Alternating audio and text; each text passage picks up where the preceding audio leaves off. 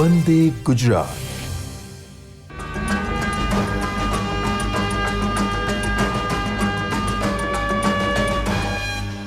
નમસ્કાર મિત્રો, આજના બાયસેગના માધ્યમથી પ્રાકૃતિક કૃષિ કરતા ખેડૂતો સુધી પહોંચવા માટે આ કૃષિ સખી અને સીઆરપી માટે તાલીમ કાર્યક્રમમાં ઉપસ્થિત જેપીકેવીબીના joint director Shri N G Gamit સાહેબ, ડીપીડી આત્મા શ્રી પીબી ખિસ્તરિયા સાહેબ આપણે વચ્ચે ઉપસ્થિત છે અને ખાસ આપણે માર્ગદર્શન આપવા માટે રાસાયણિક ખેતરોનું વપરાશ ઓછું કરીને કઈ રીતે આપણે પ્રાકૃતિક કૃષિ કરી શકીએ એ માટે ખાસ માર્ગદર્શન આપવા માટે આણંદ કૃષિ યુનિવર્સિટીના નિવૃત્ત પ્રિન્સિપલ શ્રી વીપી રામાણી સાહેબ આપણે વચ્ચે ઉપસ્થિત છે. ત્રણો અધિકારીઓનું હું સ્વાગત કરું છું. અને મિત્રો, આજનું સેશન આપ સૌનું ખબર છે કે કઈ રીતે રહેશે કે 11થી 12:30 સુધી આપણે ઓનલાઈન માર્ગદર્શન લઈશું. પછી 12:30થી પછી આપણે જિલ્લા કક્ષાએ આપણે તાલીમ કાર્યક્રમનું શેડ્યુલ જો નક્કી કરવામાં આવ્યું છે એ પ્રમાણે ચાલુ રહેશે. હવે હું ખિસ્તરિયા સરનું હેન્ડઓવર કરીશું માઇક કે એ સારો પ્રોગ્રામ અને સેશન ચાલુ રહેશે. નમસ્તે સર્વે.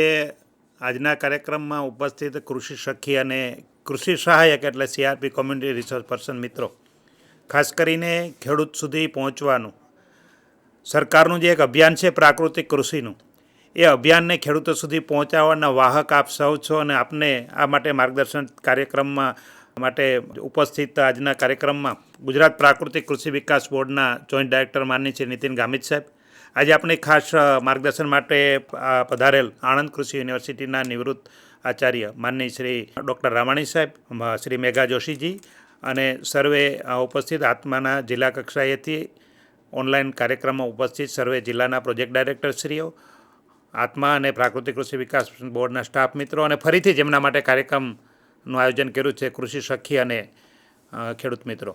મિત્રો, તમને થતું છે કે વારંવાર આ પ્રકારના કાર્યક્રમો અથવા તો તાલીમોનું આયોજન કરવામાં આવે છે, તો એના પાછળના કારણો જણાવો આપને. તો પહેલું કારણ એ છે કે આપણે આ વિષયો ઉપર આપણે માર્ગદર્શન લેતા આવ્યા છીએ, પણ આપણા દ્વારા આપણે ખેડૂતો સુધી પહોંચવાનું છે.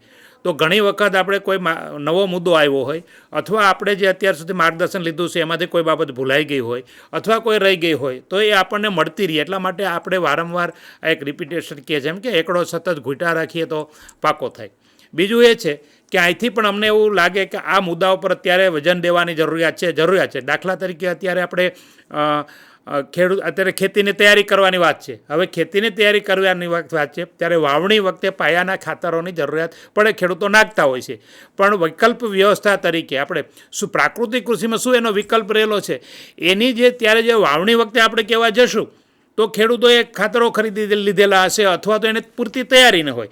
અત્યારે હજી પાસે આપણી પાસે 1-1.5 મહિનાનો તૈયારી કરવા માટેનો ખેડૂતોને તૈયાર છે અને એ ઝુંબેશ ચલાવવા માટે આપણી પાસે આ સમય છે. તો એ સમયનો આપણે ઉપયોગ આપણે થાય એના માટે આ ખાસ કાર્યક્રમ કે રાસાયણિક ખાતરોનો વિકલ્પ જીવામૃત અને ઘન જીવામૃત છે, એના પાછળનો વૈજ્ઞાનિક કારણો કઈ રીતે છે, કઈ રીતે કામ કરે છે, એના માટે આજ ખાસ આ કાર્યક્રમ આપણને રાખેલો છે.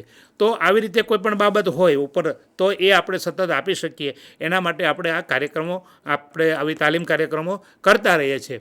અને જે દરેક જિલ્લામાં કે દરેક તાલુકામાં આવા એક્સપર્ટ છે એ પહોંચી ના શકે એટલે આપણે ઓનલાઈન માધ્યમથી બાયસેગના માધ્યમથી બહુ સરળ માધ્યમ મળ્યું છે આપણને. તો એના દ્વારા આ વૈજ્ઞાનિક કન્સેપ્ટ છે એ બાબતો તમારા સુધી પહોંચાડીએ છીએ અને તમારે જે અમારો સંદેશ છે, અમારો વાહક છે, માર્ગદર્શન છે એ ખેડૂતો સુધી પહોંચાડવાનું કામ છે. હવે જો વચ્ચેની જે કડી મજબૂત ના હોય તો આપણું કામ થઈ શકે નહીં, ઈચ્છિત પરિણામ ના મળી શકે. એટલે તમે બધા છો એ ખેડૂતોની અને પ્રાકૃતિક કૃષિ વિકાસ બોર્ડ અથવા તો ગુજરાત સરકારની બેની વચ્ચેની જોડતી કડી છો અને આ જોડતી કડીને મજબૂત કરવા માટે આપણે કાર્યક્રમ આ રીતની તાલીમોનું આયોજન કરતા રહ્યા છીએ. હવે પેલું વાત કહેવત છે ને કે પથારી કરવામાં સવાર પાડીએ તો સૂવું ક્યારે, એટલે વિશેષ જે પ્રસ્તાવનાનો કાર્યક્રમ આપણે અહીં પૂર્ણ કરી અને આપણે આપણા મુખ્ય બાબત ઉપર આપણે જઈએ. મિત્રો, ખેડૂતોને હજી પણ બસ જે કોઈ પણ ત્યાંથી જે કંઈ એના ખેતરમાં શું નાખવું જોઈએ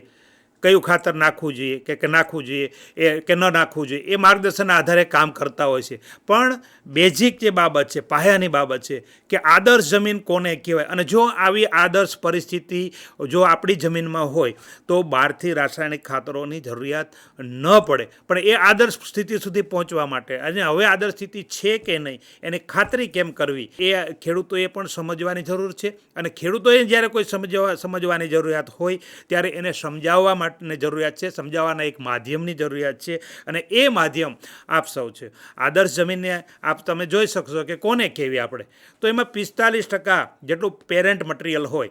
એટલે જે આપણી જમીન બનતા વર્ષોથી જે આપણી પાષાણ હતા, જે ખડકો હતા, એ ખડકોનું મિનરલાઇઝેશન થઈ અને બનતા જે પેરેન્ટ મટીરિયલ આવ્યું એ આપણી જમીનનો 45% સુધીનો હિસ્સો હોઈ શકે. હવે એમાં આપણે ફેરફાર નથી કરી શકવાના, જે એનું વારસાગત છે. દાખલા તરીકે આપણું શરીર છે, આપણી ઊંચાઈ છે, આપણું રંગરૂપ છે, એમાં આપણે કોઈ ફેરફાર નથી કરી શકવાના. પણ એ જે આપણું વ્યક્તિત્વ એક નિર્માણ ભગવાને આપણને આપ્યું છે, જ્યાં જન્મ આપ્યો છે, એને વિકાસ કેમ કરવો, તો એના ઉપર છે એ 3 બાબતોનો આપણે અસર કરે છે. ને એમાં મુખ્ય બાબત છે કે જમીનની અંદર ઓર્ગેનિક મેટરનું પ્રમાણ છે એ 5%થી વધારે હોવું જોઈએ. અને એ 5% કઈ રીતે પહોંચી શકાય, તો અને બીજી વાત છે કે આપણે એક વાપસાનો સિદ્ધાંત આવે છે પ્રાકૃતિક ખેતીમાં કે ભેજ અને પાણીનું પ્રમાણ સપ્રમાણ હોવું જોઈએ. તો આદર્શ જમીન જેને આપણે 100% પૂરા કરવા હોય તો 45% પેરેન્ટ મટીરિયલ કુદરત તરફથી મળેલું છે, એમાં 5% આપણે મરી મસાલા નાખવાના છે, અને બાકીનું જે છે 25% પાણી અને 25% ભેજનું સંતુલન. આવી પરમેનન્ટ આદર્શ પરિસ્થિતિ જળવાવી જોઈએ. પાણી આપશું ત્યારે પાણી વધી જશે અને પછી સુકારો ઘટી જશે. આવી પરમેનન્ટ સ્થિતિ સુધી પહોંચી શકીએ ત્યારે આપણે આદર્શ પરિસ્થિતિનું નિર્માણ કરી શકીશું. અને આવી આદર્શ સ્થિતિ જશે ત્યારે થશે તો આપણે રાસાયણિક ખાતરોનો વપરાશ ઘટી શકીશું. પણ અત્યારે આપણે બંધ કરવા માટે અથવા તો ઘટાડવા માટે જે વૈકલ્પિક વ્યવસ્થા છે એના વિશે ખાસ આપણે માર્ગદર્શન મેળવવાનું છે. આપણી વચ્ચે ડૉક્ટર રામાણી સાહેબ છે. તો સાહેબ, આપણને આ જે છે આવી આદર્શ સ્થિતિ એ ક્યારે બનાય અને એ કઈ બાબતો ઉપરથી આપણને ખબર પડે કે આપણી જમીન આદર્શ છે કે નહીં, અને કઈ બાબતો માપવી જોઈએ, અને એના માટે જમીન ચકાસણી કરાવવી હોય તો એનું મહત્ત્વ શું છે? સરસ. ખાસ તો આજે આપણે બાયસેગના માધ્યમથી કૃષિ સખી અને CRP ને સાથે ચર્ચા છે, અને એમનો જવાબ આપતા પહેલાં વાત કરું કે એમણે સરસ વાત કરી કે આપ લોકો જોડતી કડી છો. જોડતી કડીનું બહુ મહત્ત્વ છે. આપણે ખેડૂત છીએ, આપણે ગામના લોકો છીએ, આપણને ખબર છે આપણે ઘરે આપણે ગાય કે ભેંસ બાંધતા હોઈએ, સમજો એને 100 કડીની સાંકળ હોય, 100 કડીની સાંકળ છે, એમાંથી એક જ કડી નબળી છે, 99 કડી મજબૂત છે. આપણે આપણી ભેંસને બાંધી, આપણે આપણી ગાયને બાંધી, આપણી ગાય તોફાની છે, અને બાંધી દીધા પછી ગાય થોડું માથું આમ કરે તો સાંકળ તૂટી જાય. 99 કડી મજબૂત હોવા છતાં આપણી સાંકળ તૂટી ગઈ, એનું કારણ એક નબળી કડી. તો જે કંઈ યોજના છે, જે કંઈ સિદ્ધાંત છે, એ ખેડૂતના ખેતર સુધી પહોંચે એના માટેની મજબૂત કડી એટલે કૃષિ સખી અને CRP.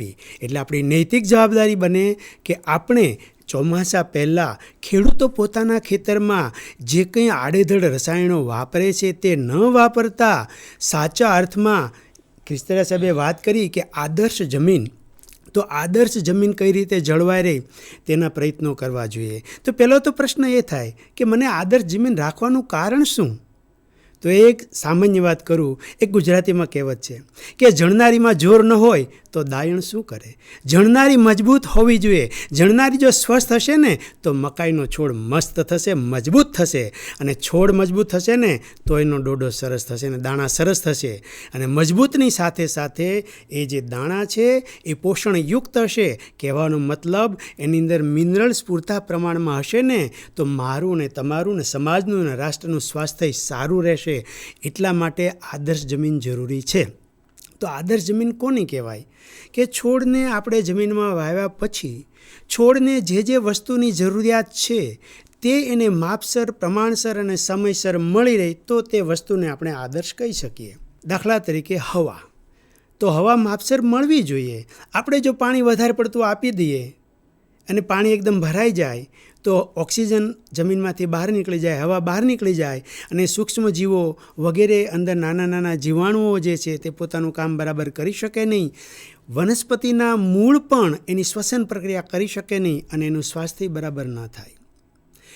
એની સામે પાણીની તંગી પડે તો પણ બરાબર ન થાય. અને એટલા જ માટે આપણે આદર્શ એટલે કે વાપ્સા કન્ડિશન કીધી છે. અને મલ્ચિંગ પણ એટલા જ માટે કરવાનું કે આપેલું પાણી પણ જળવાઈ રહે. તો આ પાણીનું જેમ સાહેબે બતાવ્યું ને કે આદર્શ જમીન 20-30% પાણી હોવું જોઈએ, 20-30% એની અંદર જે કંઈ હવાનો ભાગ હોવો જોઈએ, 5% સુધી ઓર્ગેનિક મેટર હોવી જોઈએ. તો આ બધું પ્રમાણ જળવાઈ રહે તો તે આદર્શ રહે. અને એ પ્રમાણ જાળવવા માટે આજે આપણે એવા ચોરાએ ઊભા છીએ કે વધુમાં વધુ જમીનમાં સેન્દ્રિય તત્વ ઉમેરવું પડશે. અને ઉમેરેલું સેન્દ્રિય તત્વ ઉડી ન જાય એટલા માટેના પ્રયત્ન કરવા પડશે. એનું કારણ કે આપણું જે ગુજરાતનું તાપમાન છે, ગુજરાતનું જે વાતાવરણ છે, સાહેબ એક સાથે વાત લઈ લઉં કે શા માટે તો ગુજરાતનું તાપમાન અને ગુજરાતનું વાતાવરણને ધ્યાનમાં રાખતા આપણે એક તરફથી માત્ર ને માત્ર ઓર્ગેનિક મેટર એટલે કે સેન્દ્રિય પદાર્થ ઉમેરીશું તો પણ સેન્દ્રિય તત્વ નહીં જળવાય. એનો જે લોસ છે, એની જે જતી રહેવાની પ્રક્રિયા છે, જમીનમાં જે વિઘટન થઈને ઉડી જવાની પ્રક્રિયા છે એ પણ અટકાવવી જોઈએ. એટલે સાથે પણ વાત કરી દઉં કે આદર્શ જમીનને જાળવવા માટે વધારે પડતી ખેડ પણ નહીં કરવાની. તો આ બધા પાસાઓને આપણે રાખીશું ને તો આપણી ધરતી માતા છે ને એ આદર્શ રહેશે. અને ધરતી માતા પોતે જો રક્ષાયેલી રહેશે તો આપોઆપ આપણે બધા જ રક્ષાયેલી રહેશે. એવું કહેવું છે ને કે પ્રકૃતિ રક્ષતી રક્ષિતાહ. જો પ્રકૃતિનું આપણે રક્ષણ કરીશું તો આપણે બધા જ સચવાયેલા રહીશું. એટલા માટે સાહેબ આદર્શ જમીન હોવી જરૂરી છે. રામાણી સાહેબ, આદર્શ જમીનની આપણે વાત કરી, પણ આવી આદર્શ જમીન છે તો એના આપણે જ્યારે જમીનની આપણે ચકાસણી કરીએ છીએ અને જમીન ચકાસણીના રિપોર્ટની અંદર આપણે 3 વસ્તુ આવે છે. આપણી જમીનમાં ઓર્ગેનિક કાર્બનનું પ્રમાણ, અને એવું કહેવામાં આવે છે કે ઓર્ગેનિક કાર્બન છે એ આપણી જમીનમાં 0.75%થી વધારે હોવો જોઈએ. જ્યારે આપણે રાસાયણિક ખાતરોનો ઉપયોગ ચાલુ કર્યો ત્યારે 1975 ની આજુબાજુમાં, એટલે લગભગ એને 50 વર્ષ થયા, ત્યારે આપણી જમીનોનો ઓર્ગેનિક કાર્બન 2% ઉપર હતો. અને અત્યારે પણ અત્યારની જે પરિસ્થિતિ છે એ પરિસ્થિતિ જોતાં અત્યારે કોઈપણ જમીનનું એનાલિસિસ કરવામાં આવે તો ઓર્ગેનિક કાર્બન આપણે 0.5%થી પણ નીચે આવી ગયો છે. હવે કૃષિ યુનિવર્સિટીના સંશોધનો આધારિત ભલામણો એમ કહે છે કે આપણી જમીનનો ઓર્ગેનિક કાર્બન છે એ 0.75%થી વધારે હોય તો આપણી જમીન છે ફળદ્રુપ કહેવાય. 0.5%થી નીચે જાય તો બહુ ખરાબ પરિસ્થિતિ થાય. બીજી વસ્તુ છે જમીનનો પીએચ, કે જમીનનો પીએચ છે એ 6.5થી 8.2, 6.5થી 8.2ની વચ્ચે હોવો જોઈએ. અને આ જો પીએચ હોય તો જમીનમાં રહેલા તત્વો છોડ લઈ શકે છે. જમીનમાં હોય, ખોરાક હોય, પણ છોડ ના લઈ શકે. સાહેબે સરસ હમણાં વાત કરી કે ઘરની અંદર દાણા પીડ્યા હોય પણ એમાંથી રોટલો ન બને તો ત્યાં સુધી આપણે ખાઈ શકવાના નથી. તો એ આ આદર્શ પીએચની સ્થિતિમાં થાય છે. તો આટલો આપણો જમીનનો આદર્શ પીએચ હોવો જોઈએ. અને બીજું છે વિદ્યુત વાહકતા, કે જમીનમાં આપણે ક્ષારોનું પ્રમાણ છે એ વિદ્યુત વાહકતાથી માપીએ છીએ. આપણે જમીનમાં પાણીનો જે પ્રવાહ હોય ને પાણીની અંદર, અને એમાં જેટલો કરંટ લાગે એના ઉપરથી ખબર પડે કે ક્ષારનું પ્રમાણ વધારે હોય. કારણ કે શુદ્ધ પાણીની અંદર છે ને એ કરંટ ના લાગે, કારણ કે એમાં કોઈ ક્ષાર નથી હોતા. ક્ષાર કરંટથી લાગે છે, પાણીથી નથી લાગતો. તો જેટલો આપણે કરંટ વધારે વહે એના ઉપરથી આપણે ક્ષારોનું પ્રમાણ જાણીએ છીએ. કે આ 3 વસ્તુ આપણા રિપોર્ટની અંદર હોય છે. તો સાહેબ આપણે આ 3 વસ્તુ છે એનો પાછળ વૈજ્ઞાનિક તથ્ય શું છે, કઈ રીતે કામ કરે છે આમાં, એના વિશે આપણે થોડો પ્રકાશ પાડીએ. સરસ વાત કરી ગામિત સાહેબ. ખીરચેરા સાહેબે કીધું કે જમીનનો પીએચ બરાબર હોવો જોઈએ, આલ્કલાઇન નહીં, એસિડિક નહીં. એનું કારણ કે એ પીએચ જો બરાબર હશે ને તો બાકીના બધા જ તત્વો છે ને એ પ્રમાણસર છોડ લઈ શકે એવી સ્વરૂપમાં હશે. મિત્રો, ગુજરાતની જમીન છે ને એ આલ્કલાઇન રેન્જમાં છે, એટલે કે એનું પીએચ 7 કરતાં વધારે અને મોસ્ટલી એ 8થી તે 8.5 સુધીનો છે. એટલે પરિસ્થિતિ શું થાય છે એને લીધેથી જમીનની અંદર, અને સાથે સાથે ખાસ ગુજરાતમાં પણ તમને સૌરાષ્ટ્રની વાત કરું તો કેલ્શિયમયુક્ત જમીન છે. એટલે શું થાય કે જેવું આપણે ડીએપી નાખ્યું એટલે ડીએપીનો ફોસ્ફરસ છે એ કેલ્શિયમ ફોસ્ફેટ બની જાય. હવે કેલ્શિયમ ફોસ્ફેટ બની જાય એટલે છોડ લઈ શકે નહીં. તો પીએચ છે એ જમીનનો 7ની આજુબાજુ માપસર હોવો જોઈએ. એ રાખવા માટે શું કરી શકાય? તો જમીનનો પીએચ જળવાવા માટે જેટલું બને એટલું સેન્દ્રિય પદાર્થ આપણે જમીનમાં ઉમેરીએ, જેથી કરીને જીવાણુઓની પ્રક્રિયા વધુ વિકસે, વધુ સારી બને અને એની પ્રક્રિયાને કારણે જે એસિડ મુક્ત થાય એને લીધેથી જમીનનો પીએચ જળવાઈ રહેતો હોય છે. બાકી જમીનનો પીએચ વધારે હોવાથી ખાસ ફોસ્ફરસ જેવા જે તત્વો છે અને એમાંય ખાસ કરીને મિત્રો આપણું માઇન્ડસેટ ખબર નહીં જાણે અજાણે એક એવું થઈ ગયું છે કે ડીએપી ન નાખીએ તો કશું જ ના થાય. મિત્રો એવું નથી, એનો વિકલ્પ છે. આપણે જમીનને ખાતર નથી આપવાના, આપણે જમીનને જોઈતા પોષક તત્વો પૂરા પાડવાના છે. તો જમીનને છોડને જે પોષક તત્વો જોઈએ છે એ એવી રીતે પૂરા પાડીએ કે જેથી કરીને જમીન બગડે પણ નહીં અને છોડને વસ્તુ પોષક તત્વો મળી રહે.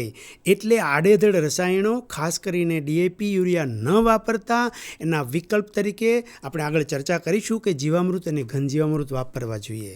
બીજો પોઈન્ટ કીધો હતો કે વિદ્યુત વાહકતા. મિત્રો રસાયણો આડેધડ નાખવાથી, વધારે પડતે જમીનમાં પડવાથી જમીનની ઈસી વિદ્યુત વાહકતા વધે છે, જમીન બગડવી ચાલુ થઈ જાય છે. અને વધારે આપીએ ને તો કંઈ સારું થાય એવું જરૂરી નથી.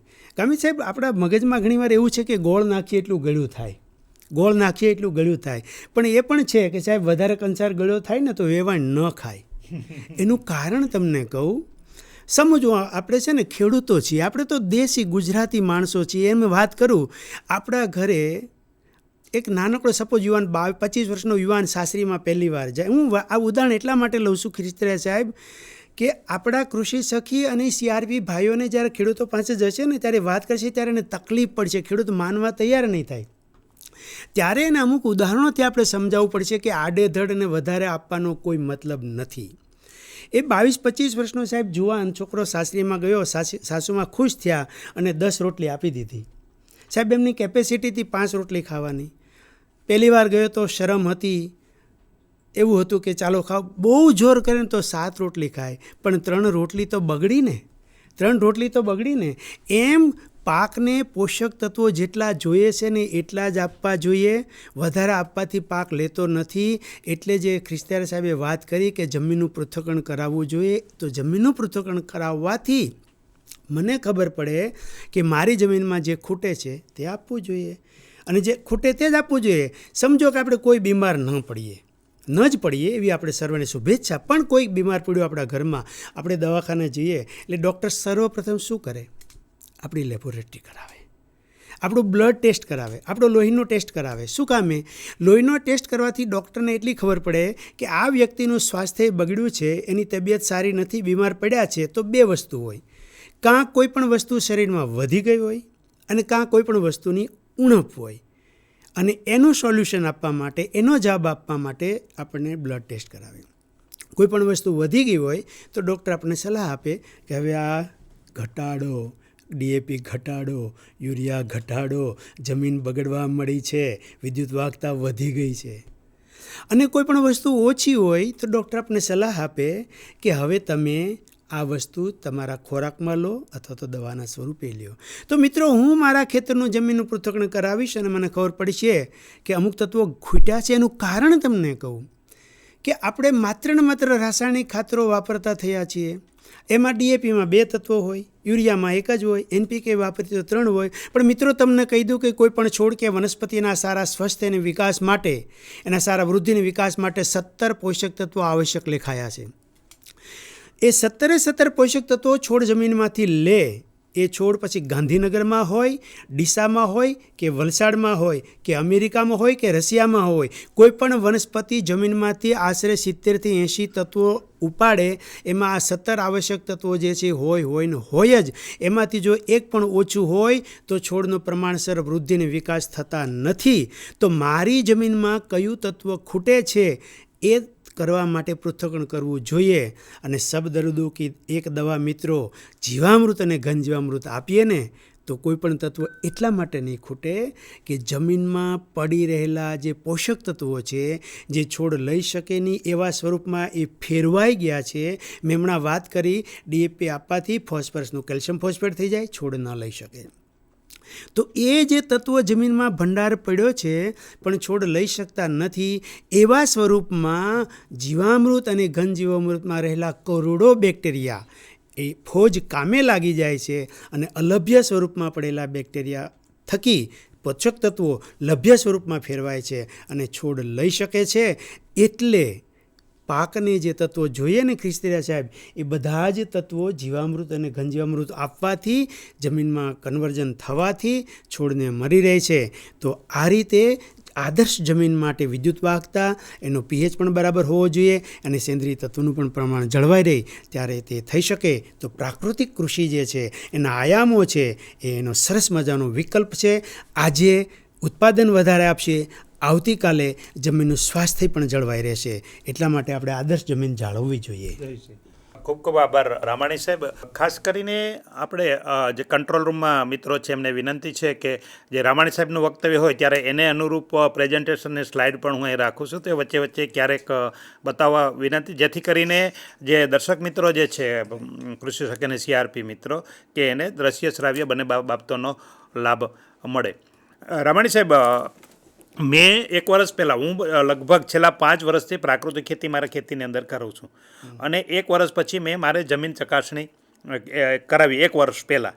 એમાં હું પાયાનામાં ઘનજીવામૃતનો ઉપયોગ કરું છું, રેગ્યુલર જીવામૃતનો પણ ઉપયોગ કરું છું.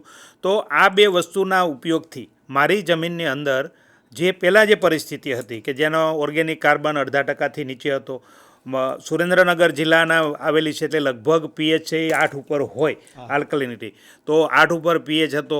એ મારો જે ઓર્ગેનિક કાર્બન જે છે એ 0.5% નીચે હતો, એ લગભગ 1% ઉપર પહોંચી ગયો છે. તમે આ રિપોર્ટમાંથી તમે કૃષિ સખી મિત્રો આપણે જોઈ શકશો.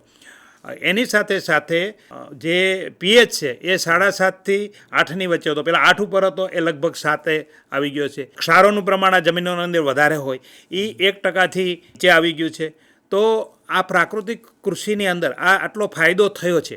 તો એ પ્રાકૃતિક કૃષિની અંદર આ જે ફાયદો થયો છે, આટલો જે આદર્શ જમીનની જે વ્યાખ્યા છે એના તરફ આ પ્રયાણ છે, મતલબ કે જે બધું વ્યવસ્થિત થતું જાય છે. તો આ કઈ રીતે થાય છે, એમાં કયું વિજ્ઞાન કામ કરે છે, એના વિશે થોડું માર્ગદર્શન આપવા વિનંતી છે. ઓકે, સરસ કે ભાઈ આપણે જમીનની ચકાસણી કરાવી તો પહેલાં જે પરિસ્થિતિ હતી એના કરતાં ફરીની પરિસ્થિતિમાં જમીન આદર્શ તરફ વધી પ્રાકૃતિક ખેતીના ઉપયોગથી. તો આ થયું તો ખરું, પણ એની પાછળના શું કારણો હોઈ શકે? તો પહેલાં તો સાહેબ, હમણાં જે આપણે વાત થઈ ને કે જમીનમાં ઘણા બધા તત્વો પડેલા જ છે, એ ભંડાર છે, છોડ લઈ શકાવા સ્વરૂપમાં નથી. પણ જીવામૃત અને ઘનજીવામૃત પ્રાકૃતિક કૃષિ અંતર્ગત આપણે એને વાપરીએ તો જે જમીનમાં પડેલા તત્વો લઈ શકે છે. એનું એક સાદું ઉદાહરણ આપું. ગામિત સાહેબ, તમને વાંધો ને એક પ્રશ્ન પૂછું? તમે ગઈકાલે સાંજે બાજરી ખાધી હતી, ઘઉં ખાધા હતા? જુવાર ખાધા હતા. ઓ, જુવાર ખાધી. સાહેબ, તમે જુવાર ખાધી હતી? તમે આમ જુવાર આમ ફાકડો મારીને ખાધી? અલા, જુવાર એમ ખાધી હતી? રોટલો. જુવાર ખાધી હતી કે ઘઉં? જુવારનો રોટલો ખાધો. મેં તો પૂછ્યું જ નથી. હા, જુવાર ખાધી હતી. રાઈટ મિત્રો, આ વાત જ આપણે સમજવાની છે કે ગામિત સાહેબે ગઈકાલે સાંજે જુવાર ખાધી, પણ જુવાર નથી ખાધી, કારણ કે જુવાર નથી ખાધી. બીજું ઉલટું, ગામિત સાહેબે ગઈકાલે સાંજે જુવાર નથી ખાધી, પણ જુવાર ખાધી છે, કારણ કે એનો રોટલો ખાધો છે. તો કહેવાનો મતલબ, શરૂઆતમાં સાહેબે વાત કરી હતી, ખ્રિસ્તેરા સાહેબે, એમ કે ઘરમાં જુવાર કે બાજરી હોય તો આપણે સીધા ખાઈ શકતા નથી. એ આપણે ખાઈ શકે એવા સ્વરૂપમાં નથી.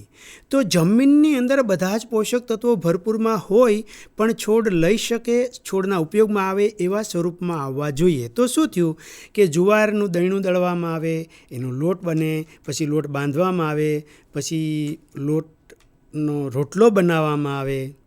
બેન ખુશ હોય તો રોટલો ચોપડે અને ગામિત સાહેબ ખાય. તો જુવાર હતી, પણ કન્વર્ઝન થયું, રોટલો બન્યો ત્યારે ગામિત સાહેબે ખાધું. તો ખ્રિસ્તિયાર સાહેબ, આપણી જે વાત છે કે જમીનમાં જીવામૃત કે ઘનજીવામૃત નાખવાથી શા માટે બધા પોષક તત્વો લભ્ય થયા, પ્રમાણ શા માટે સારું આપણામાં હતું કે લભ્ય ઝીંક વધ્યું?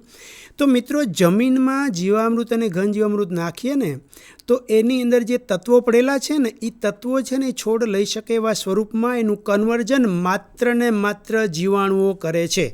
આપણે 2-4 નામ સાંભળ્યા હશે કે ફોસ્ફરસ જે છે એને ફોસ્ફેટ સોલ્યુબલાઇઝિંગ બેક્ટેરિયા, પોટાશ માટે પોટેશિયમ મોબિલાઇઝિંગ બેક્ટેરિયા, નાઇટ્રોજન માટે એઝોટોબેક્ટર. આ તો આપણે 2-3 સાંભળ્યા છે. પણ મિત્રો, જમીનની અંદર અને ખાસ કરીને જીવામૃત આપણે ઉમેરીએ છીએ તો કરોડો બેક્ટેરિયા જમીનમાં ઉમેરાય છે અને જે અલભ્ય સ્વરૂપમાં હોય એને લભ્ય સ્વરૂપમાં ફેરવે છે. બીજું સાહેબ, એ વાત કરી કે કઈ રીતે કાર્બન વધે છે. મિત્રો, એની પાછળ પણ તમને કહી દઉં કે જમીનમાં બેક્ટેરિયા જવાથી જમીનમાં જે ઓર્ગેનિક મેટર પડેલો પદાર્થ જે છે એને સડવવાનું કામ બેક્ટેરિયા કરે છે. બીજું, બેક્ટેરિયાને કારણે જે પ્લાન્ટનો ગ્રોથ સારો થાય ને મિત્રો, તમે જોજો કે 2 છોડ બાજુમાં છે મકાઈના, એક છોડ નબળો છે, એક છોડ સારો છે.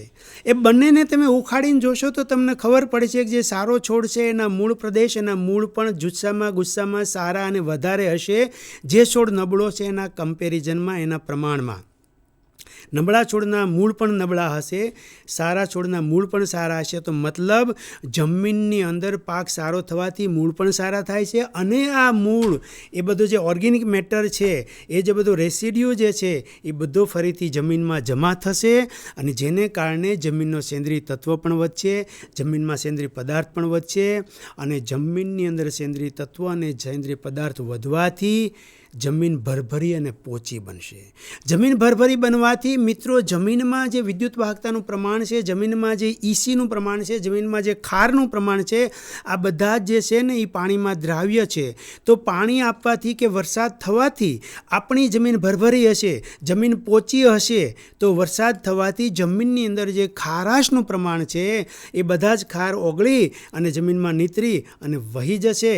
એટલા માટે સાહેબ પ્રાકૃતિક ખેતી અપનાવવાથી પણ જમીનની અંદર વિદ્યુત વાહકતા નીચી જાય છે, એનો pH જળવાઈ રહે છે અને સેન્દ્રિય તત્વનું પ્રમાણ વધે છે. આ બધી જ એકદમ વૈજ્ઞાનિક રીતે થયેલી વાતો છે. તો મારી કૃષિ સખી અને CRP મિત્રોને વિનંતી છે કે આ વાતો આપણે ગામના કિસાનો લોકો સુધી પહોંચાડીએ, કારણ કે જો જગતનો તાત આ વાત સ્વીકારશે ને તો જગત સમૃદ્ધ અને સુખી બનશે. એટલા માટે પ્રાકૃતિક કૃષિ કરવી જરૂરી રામાણી છે. સાહેબની વાત ખરેખર ખૂબ જ સારી વાત કરી, ખાસ કરીને pH બાબતે અને ઓર્ગેનિક કાર્બન બાબતે. સાથે ખિસ્ચારા સાહેબે વિદ્યુત વાહકતાની ખૂબ જ બારીકાઈથી એમણે ચર્ચા કરી. તો ખેડૂત મિત્રો, ખાસ કરીને કૃષિ સખી CRPને વિનંતી છે કે હાલની જે પીરિયડ છે, ખાસ કરીને એપ્રિલ ને મે માસમાં, એ ખૂબ જ આદર્શ છે કે જમીનનો નમૂનો લઈ અને જમીન ચકાસણી પ્રયોગશાળામાં પહોંચતા કરવા. એના માટે ખાસ કરીને તમારા ગામના જે ગ્રામસેવક છે એનો ખાસ કરીને તમારે મદદ લેવાની રહેશે. અને જમીન ચકાસણીની વાત કરીએ તો સોઇલ હેલ્થ કાર્ડ અંતર્ગત અને નેશનલ મિશન નેચરલ ફાર્મિંગ અંતર્ગત પણ આપણા તમામ વિલિંગ ફાર્મરનો આપણે જમીનના નમૂના લેવાના રહેશે, જેથી કરીને જે આપણે ડૉક્ટર રામાણી સાહેબે અને ખિસ્ચારા સાહેબે જે વાત કરી કે જમીનની પૃથ્થકરણ કરી અને EC, pH અને ઓર્ગેનિક કાર્બન કેટલું છે એનું સ્ટેટસ આપણા તમામ વિલિંગ ફાર્મરને ખબર પડશે, તો એના આધારે આપણે પ્રાકૃતિક ખેતી તરફ એ પ્રણાયન કરશે. એકદમ સરસ વાત કરી સાહેબે. તો પ્રશ્ન એ થશે કે મને જમીનનો નમૂનો કઈ રીતે લેવો? સાહેબ એની પણ ચર્ચા કરી લઈએ. તો કૃષિ સખી અને CRP મિત્રોને વાત કરું કે જમીનની અંદર સમજો કે મારું 2 કે 3 વીઘાનું ખેતર છે, તો ઓછામાં ઓછો 3 થી 4 જગ્યાએથી લેવાનો. પણ ખેતર બહુ મોટું હોય તો 2 વીઘામાંથી 1 જગ્યાએથી માટી લેવાની. આને નમૂનો ન કહેવાય, માટી લેવાની. અને કઈ રીતે લેવાની કે મારું ખેતર છે એ ખેતરમાં મારે ઝિગઝાગ મેથડમાં ચાલવાનું ખેતરની અંદર, અને કોદાળાથી કે એનાથી જમીનની અંદર ખાડો કરવાનો. એ ખાડો માત્ર 15 થી 20 સેન્ટીમીટર, આદર્શ વસ્તુ 15 સેન્ટીમીટર જેટલો ઊંડો કરવાનો. એ ખાડો આમ વી આકારનો કરવાનો. આવી રીતે વી આકારનો આપણે ખાડો કરીએ ને, આ ખાડો કર્યા પછીથી આ માટી બધી આપણે નથી લેવાની, આ બધી માટી કાઢી અને બહાર મૂકી દેવાની છે. આવો ખાડો થયા પછીથી 2 થી 2.5 સેન્ટીમીટરની આ સ્લાઇસ લેવાની. કહેવાનો મતલબ કે 15 સેન્ટીમીટર સુધી ઉપરથી નીચેની સરખા ભાગે બધી માટી આવે એટલા માટે આ માટી લેવાની. આવી આપણે આપણા ખેતરમાંથી 8 થી 10 જગ્યાએથી માટી લઈ અને એક સરસ મજાના સાફ તબાસડામાં ભેગી કરવાની. એ જે તમે 8 થી 10 જગ્યાએથી માટી લીધી હશે એ કદાચ 2-2.5 કિલો જેટલી માટી થાય. આ 2 થી 2.5 કિલો આપણે લેબોરેટરીમાં નથી મોકલવાની. એમાંથી એનું બરાબર પ્રતિનિધિત્વ આવે એટલા માટે ખેતરમાંથી 8 થી 10 જગ્યાએથી માટી લેવાની છે. કોઈ પણ એ જગ્યાએથી માટી લઈ લઈએ અને કોઈ પણ વસ્તુ અંદર આવી ગઈ તો આપણો જમીનનો રિપોર્ટ બરાબર ન આવે. તો આ જે માટી છે એ તમારી 3 થી 4 કિલો માટી છે, એને એક સ્વચ્છ કંતાનમાં પાથરી દેવાની. સ્વચ્છ કંતાનમાં પાથરી એને બરાબરની પોળી કરવાની. પછી એના 4 સરખા ભાગ પાડવાના, માટીના 4 સરખા ભાગ પાડવાના. કદાચ આપણે જોઈ શકીએ તો બતાવું કે આપણે આ રીતે આપણે કંતાનમાં આ રીતે માટીને પાથરી દેવાની. આ રીતે માટી પાથરી દીધી, કદાચ ક્લોઝઅપ થાય તો. પછી એના 4 સરખા ભાગ પાડવાના. આ 4 સરખા ભાગ પાડ્યા પછીથી 2 ભાગ લેવાના અને આ 2 ભાગ સામસામેના કાઢી નાખવાના. ફરી 4 સરખા ભાગ પાડવાના, ફરી 2 ભાગ લેવાના, 2 ભાગ કાઢી નાખવાના. ઘણા મિત્રો આ બધું આપણે જાણતા જ હશું, છતાં ખેડૂતને જ્યારે આપણે કહીશું કે માટીનો નમૂનો લઈને આપણે મોકલવાનો છે તો એ પ્રશ્ન કરે કે ન કરે આ વાત સમજાવજો, કારણ કે સાચો નમૂનો લીધો હશે તો જ પરિણામ સાચું આવશે. એ જે માટી તમારી લગભગ આશરે અડધો કિલોની આજુબાજુ માટી તૈયાર થાય એ નમૂનો તમારો તૈયાર થયો કહેવાય. આ નમૂનો સ્વચ્છ પ્લાસ્ટિકની કોથળી કે કાપડની કોથળી આદર્શ એમાં ભરી થેલીની ઉપર નામ, ગામ, ઠામ, ઠેકાણું લખવાનું, નમૂનો લીધેલો તારીખ લખવાની, આગળનો કયો પાક લેવાનો છે, આ બધી વિગતો આપણે આપીશું તો આપણને આગળના પાક માટેનું માર્ગદર્શન મળશે કે તમારે આટલું ઘનજીવામૃત આપવું અથવા તો તમે જે આડેધડ રસાયણો વાપરો છો. હું આ તકે ખાસ કરબદ્ધ જોડે વિનંતી કરું કે પ્રાકૃતિક કૃષિ અપનાવો. કદાચ ન અપનાવાય આપણા સઘળી ખેતીમાં તો શરૂઆત કરો, પણ બાકીની ખેતીમાં આડેધડ રસાયણો ન વાપરો. બંને એટલા રસાયણો આજથી વાપરવાનું નક્કી કરો, કારણ કે આપણે આપણા વારસામાં આપણા પાલ્યને, આપણા બાળકને ખેતરમાં જમીન આપવાની છે, માત્ર 8 અને 7 બારની નકલમાં આપવાની નથી. એટલા માટે સરસ રીતે જમીનનો નમૂનો લઈ અને પહોંચાડવાનો. બીજું ખાસ, જમીનનો નમૂનો આજે તમે આપશો ને કાલે પરિણામ આવી જાય એવું નથી મિત્રો. આખી એની ચેનલ છે, સિસ્ટમ છે.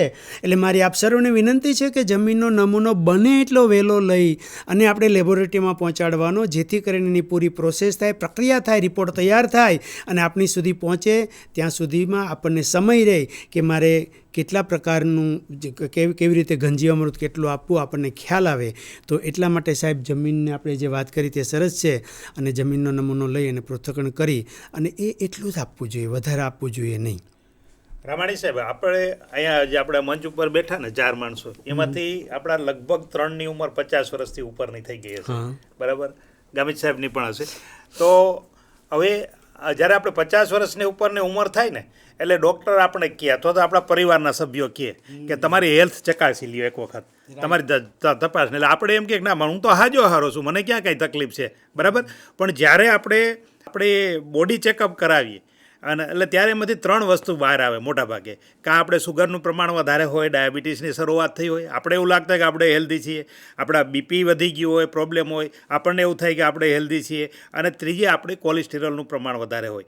એટલે આ ખેતીને સંદર્ભે જો વાત કરીએ તો આપણે જે રાસાયણિક ખાતરો વાપરવાની શરૂઆત કરી 1970-75 પછીની વાત કરીને અત્યારે 2025નું વર્ષ ચાલે છે, એટલે એને લગભગ 50 વર્ષથી ઉપરનો સમયગાળો થયો. અને એટલે ત્યાંથી જ આપણે ધરતી માતાની ઉંમર ગણીએ, ત્યાંથી આપણે અગાઉનો ના જોઈએ. તો ત્યારથી અને આપણે 50 થી 75 વર્ષે આપણે આ ધરતી માતાની અથવા તો રાસાયણિક જે આપણે ઉપયોગ ચાલુ કર્યો એ સમયગાળો થયો, એ ઉંમર થઈ. હવે આપણે આપણી ધરતીની તબિયત તપાસવાનો સમય પાકી ગયો છે, અને ખાસ કરીને આપણે એનાલિસિસ કરાવીએ છીએ. પણ એમાં આપણે એક પહેલી લીટી જોઈએ છીએ રિપોર્ટની અંદર આપણે આવે ને ત્યારે કે આપણી જમીનમાં નાઇટ્રોજન કેટલો છે, ફોસ્ફરસ કેટલો છે, પોટાશ કેટલો છે, બરાબર? અને નથી તો રાસાયણિક ખાતર નાખો. પણ એની નીચે જે બીજી લીટી, આપણે પહેલી લીટી જોતા જે બીજી લીટી છે કે જે જમીનમાં પીએચ, ઇસીનો ઓર્ગેનિક કાર્બન, જેમ ઓલામાં માણસની તબિયતની અંદર 3 તકલીફો ઊભી થાય ને, એવી 3 તકલીફો આપણી જમીનની અંદર પણ અત્યારે ઊભી થઈ છે કે ભાઈ પીએચ આટલો છે, ઇસી આટલો છે, ઓર્ગેનિક કાર્બન આટલો છે, ને એને મૂળ સ્થિતિએ લઈ જવો હોય તો શું કરવું જોઈએ? તો એ કરવા માટે આપણે પ્રાકૃતિક ખેતી પદ્ધતિ અપનાવી છે. હવે મિત્રો, હજી હું ઘણી વખત કોઈ ગામની અંદર જાઉં, સાહેબ રામાણી સાહેબ, ખેડૂતો સાથે ચર્ચા કરું તો ખેડૂતોના મગજમાં હજી એવું છે કે પ્રાકૃતિક ખેતી એટલે રાસાયણિક ખાતરો અને દવા બંધ કરી દો અને છાણિયું ખાતર કે બીજા કમ્પોસ્ટ ખાતર કે સેન્દ્રિય ખાતરો નાખો, અને પછી ખેડૂતો કહે કે આનાથી કંઈ ફેરફાર થતો નથી. મિત્રો, આ જે સંકલ્પના છે એ ઓર્ગેનિક ફાર્મિંગ માટેની છે. ઓર્ગેનિક ફાર્મિંગના મૂળની અંદર લોકોની હેલ્થ રહેલી કે લોકોની હેલ્થ જળવાય એટલા માટે રાસાયણિક દવાઓ એના રેસિડ્યુ ન આવે એટલા માટે રાસાયણિક ખાતરોનો ઉપયોગ બંધ કરવાનો છે. જ્યારે પ્રાકૃતિક ખેતી છે એ સોઇલ હેલ્થ સેન્ટ્રિક છે. એના કેન્દ્રની અંદર આપણી જમીનની તબિયત રહેલી છે પ્રાકૃતિક. એટલે જમીન સુધરશે તો રાસાયણિક ખાતરોની જરૂરિયાત ઓછી પડશે. રાસાયણિક ખાતરોની જરૂરિયાત નહીં પડે તો એમાં રોગ જીવાત ઓછા આવશે, કારણ કે વધારે ખાય વધારેમાં બીમાર પડે, અને રોગ જીવાત ઓછા આવશે તો દવાઓની જરૂરિયાત. આ સંકલ્પના પ્રાકૃતિક ખેતીની અંદર છે. એટલે સોઇલ હેલ્થ છે એ મૂળ મુદ્દો છે. હવે સાહેબ આપણે હજી ખેડૂતોને કે રાસાયણિક ખાતરો નથી નાખવા, એટલે એના બદલામાં છાણિયું ખાતર નાખવાનું છે તત્વો આપવા માટે. હવે વિચાર કરો ખેડૂત મિત્રો, કે આપણે આ બધી વસ્તુ ખેડૂતોને સમજાવવાની છે. તમે ભલે ખેતી કરતા હોય કે ના કરતા હોય, પણ ખેડૂતો સુધી આ વસ્તુ લઈ જવાની છે. યુરિયાની અંદર 46% નાઇટ્રોજન છે, છાણિયા ખાતરની અંદર 1% કરતાં પણ ઓછો નાઇટ્રોજન છે. તો કેટલું છાણિયું ખાતર નાખવું પડે? બરાબર, 46-50 ગણું છાણિયું ખાતર નાખવું પડે. ડીએપીની અંદર 46% નાઇટ્રોજન છે, છાણિયા ખાતરની અંદર 0.5%થી પણ ઓછો છે. તો મતલબ કે જો ડીએપી બંધ કરવું હોય તો 100 ગણાથી વધારે છાણિયું ખાતર નાખવું પડે. અને 100 ગણા છાણિયું ખાતર નાખવું હોય તો કેટલા પશુઓની જરૂરિયાત પડે, અને એટલા પશુઓની જરૂરિયાત આપણે જો ઊભી કરીએ તો પછી આપણે આપણા માટે કાંઈ રહીએ નહીં, પશુઓ માટે જ આપણે ચારો કરવો પડે. તો એવી વૈકલ્પિક વ્યવસ્થા કઈ છે કે જેના કારણે આપણે આપણી જમીનના આપણા છોડને છે બધા ન્યુટ્રન્સ પણ મળી રહીએ. તો જે છાણિયું ખાતર અથવા છાણ અને ગૌમૂત્રનો ઉપયોગ કરવાનો છે, છાણનો ખાસ કરીને, એને ન્યુટ્રિશન માટે નથી કરવાનો, પણ ન્યુટ્રિશન જમીનમાં ઓટોમેટિક એડ થાય, છોડને બધા તત્વો મળે, કુદરતી વ્યવસ્થાઓ સક્રિય થાય, એના માટેની જે ફિઝિકલ કન્ડિશન, બાયોલોજિકલ પ્રોપર્ટી જમીનની છે, જૈવિક જે ગુણધર્મો છે, ભૌતિક ગુણધર્મો છે અને રાસાયણિક ગુણધર્મો છે, આનું પરિવર્તન કરવા માટે ઉપયોગ કરવાનો છે. અને એટલે એને એક બાયોકલ્ચર તરીકે ઉપયોગ કરવાનો છે. કારણ કે છાણની અંદર, ગાયના ગોબરની અંદર 1 ગ્રામની અંદર 300 કરોડથી 500 કરોડ બેક્ટેરિયા હોય છે. પણ જ્યારે આપણે ઉકળાની અંદર આ છાણ નાખીએ છીએ ત્યારે આ ગરમીની અંદર એમાં રહેલો કાર્બન મિથેનના રૂપમાં ઉડી જાય છે. માઇક્રો ઓર્ગેનિઝમ બેક્ટેરિયા છે, સૂક્ષ્મ જીવાણુ છે, લગભગ 50થી 60 પ્રકારના અલગ અલગ છે. પ્રકારના કહું છે, સંખ્યા તો કરોડો અને અબજોમાં છે. એ બધા મરી જાય છે. તો છાણિયું ખાતર સીધું જમીનમાં નાખવાથી આપણે આજની પરિસ્થિતિમાં જે જરૂરિયાત છે, કારણ કે આપણે વધુ ઉત્પાદન આપતી જાતો વાવીએ છીએ, વધુ 3 પાક લઈએ છીએ, એટલા ન્યુટ્રન્સ એકલા છાણિયા ખાતરથી નહીં મળે. તો આપણે બેય ગુમાવીએ છીએ. અને જે સૂક્ષ્મ જીવાણુ આપણી જમીનમાં જવા જોઈએ એ પણ પૂરતા નથી. તો છાણિયું ખાતર માત્ર ઓર્ગેનિક મેટર જમીનમાં એડ કરવાનો, ફિઝિકલ કન્ડિશન કરવાનો અર્થ સારો છે, પણ બાકી 2 કામ તો થતું નથી. તો સર એવું શું કરીએ કે જેથી આ જે છાણ છે એનો પૂરેપૂરો ઉપયોગ થાય? બીજા નંબરની અંદર આપણે જીવામૃત બનાવવા માટે શુદ્ધ દેશી ગાયના ગોબર ગૌમૂત્રનો ઉપયોગ કરીએ છીએ, પણ બાકીના પશુઓનું છાણ પણ ઉપયોગમાં આવે. અને એ જે શુદ્ધ દેશી ગાયના ગોબર ગૌમૂત્રમાંથી જે જીવામૃત બનેલું છે, એ જીવામૃતથી આપણે બાકીનું જે છાણિયું ખાતર બાકીના બધા પશુઓનું છે એને આના દ્વારા રિચાર્જ કરીને ઘન જીવામૃત બનાવીએ. અને એ ઘન જીવામૃત છે આપણે જમીનમાં આપીએ તો એ રાસાયણિક ખાતરનો વિકલ્પ બની શકે કે નહીં, અને જો બની શકે તો કઈ રીતે બની શકે, એના વિશે રામાણી સાહેબ થોડી ચર્ચા કરવા અમારા કૃષિ મિત્ર, જેથી આ સંદેશ અમે ખેડૂત સુધી પહોંચાડી શકીએ કે આપણે રાસાયણિક તત્વો નાખવા માટે છાણિયું ખાતર નથી નાખતા, પણ એનો વિકલ્પ અવશ્ય છે. તો કઈ રીતે એ કામ કરશે એની માર્ગદર્શન આપવા માટે આપણે રામાણી સાહેબને વિનંતી કરીએ. સરસ. મિત્રો, આપણે હંમેશા ગાય અને એમાં દેશી ગાયને પ્રાધાન્ય આપીએ છીએ.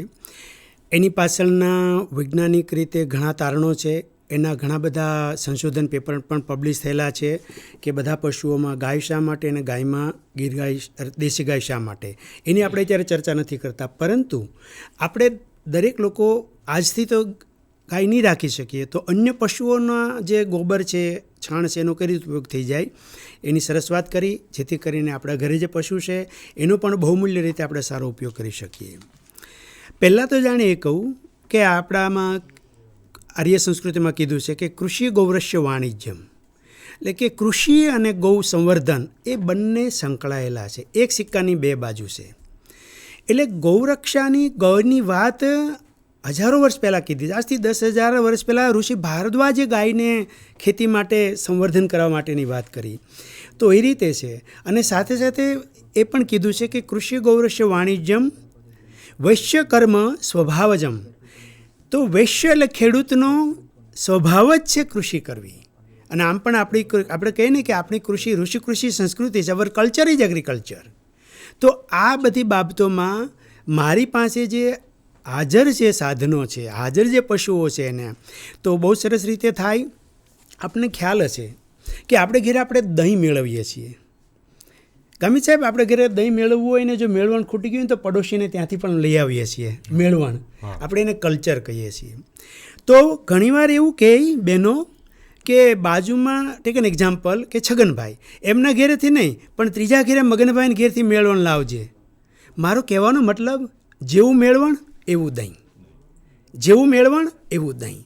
તો ખીચડીયા સાહેબ, આજે મારી પાસે ગાયો નથી હોય તો સારું, આજે ઓછી છે, બીજા પશુઓ પણ છે, તો એના જે ગોબર કે છાણ છે એની અંદર દેશી ગાયમાંથી બનાવેલું જીવામૃત આપણે આપીશું તો જે ઘન પદાર્થ જે છે અન્ય પશુઓનો, એ ઘન પદાર્થનો ઉપયોગ આપણે જે દેશી ગાયના બનાવેલા જીવામૃતને ઉમેરીશું, તો એ મેળવણ નાખીશું, એ કલ્ચર નાખીશું, તો એ ફરીથી કરોડોની સંખ્યામાં આપણને જીવાણુઓ મળતા થશે.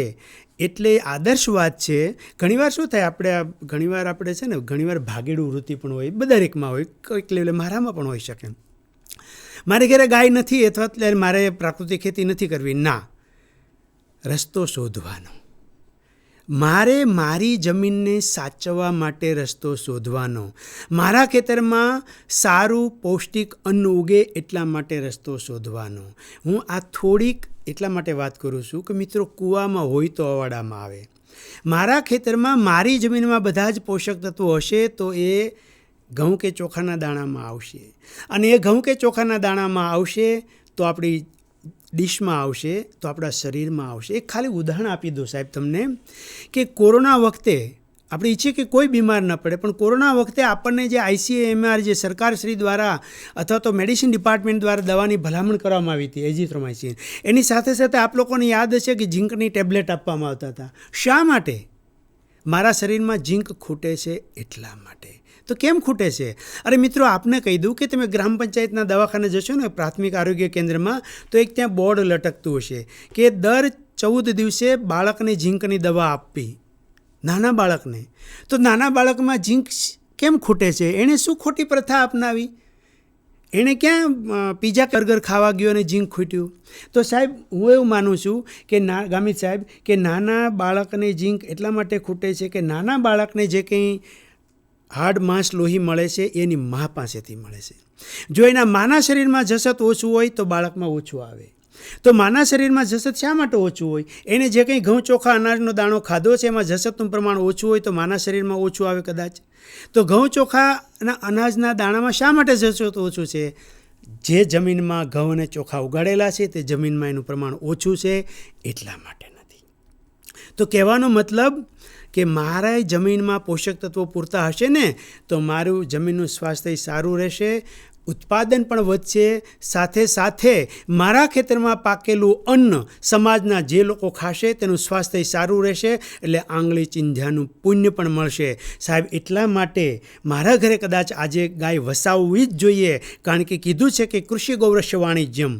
પણ મારા ઘરે આજે ગાય ન હોય અથવા તો ઓછી હોય, મને જમીન વધારે હોય, તો અન્ય પશુઓના ગોબરનો પણ સારું મેળવણ નાખી અને આપણે ઉપયોગ કરી લેવો જોઈએ. તે આજના દિવસની અને જમીન ખેતરનું રક્ષણ કરવા માટેનું બહુ તાતી જરૂરિયાત છે. ખૂબ સરસ રામાણી સાહેબ આપણે સમજાવ્યું. મિત્રો, આપણે પાયાની અંદર DAP ખાતર નાખીએ છીએ, અને DAP ખાતર આપણે ખાસ તો ફોસ્ફરસ તત્વ માટે નાખીએ છીએ, કારણ કે છોડને વૃદ્ધિના વિકાસ માટે સાહેબે પણ સમજાવ્યું છે કે ફોસ્ફરસની જરૂરિયાત પડે.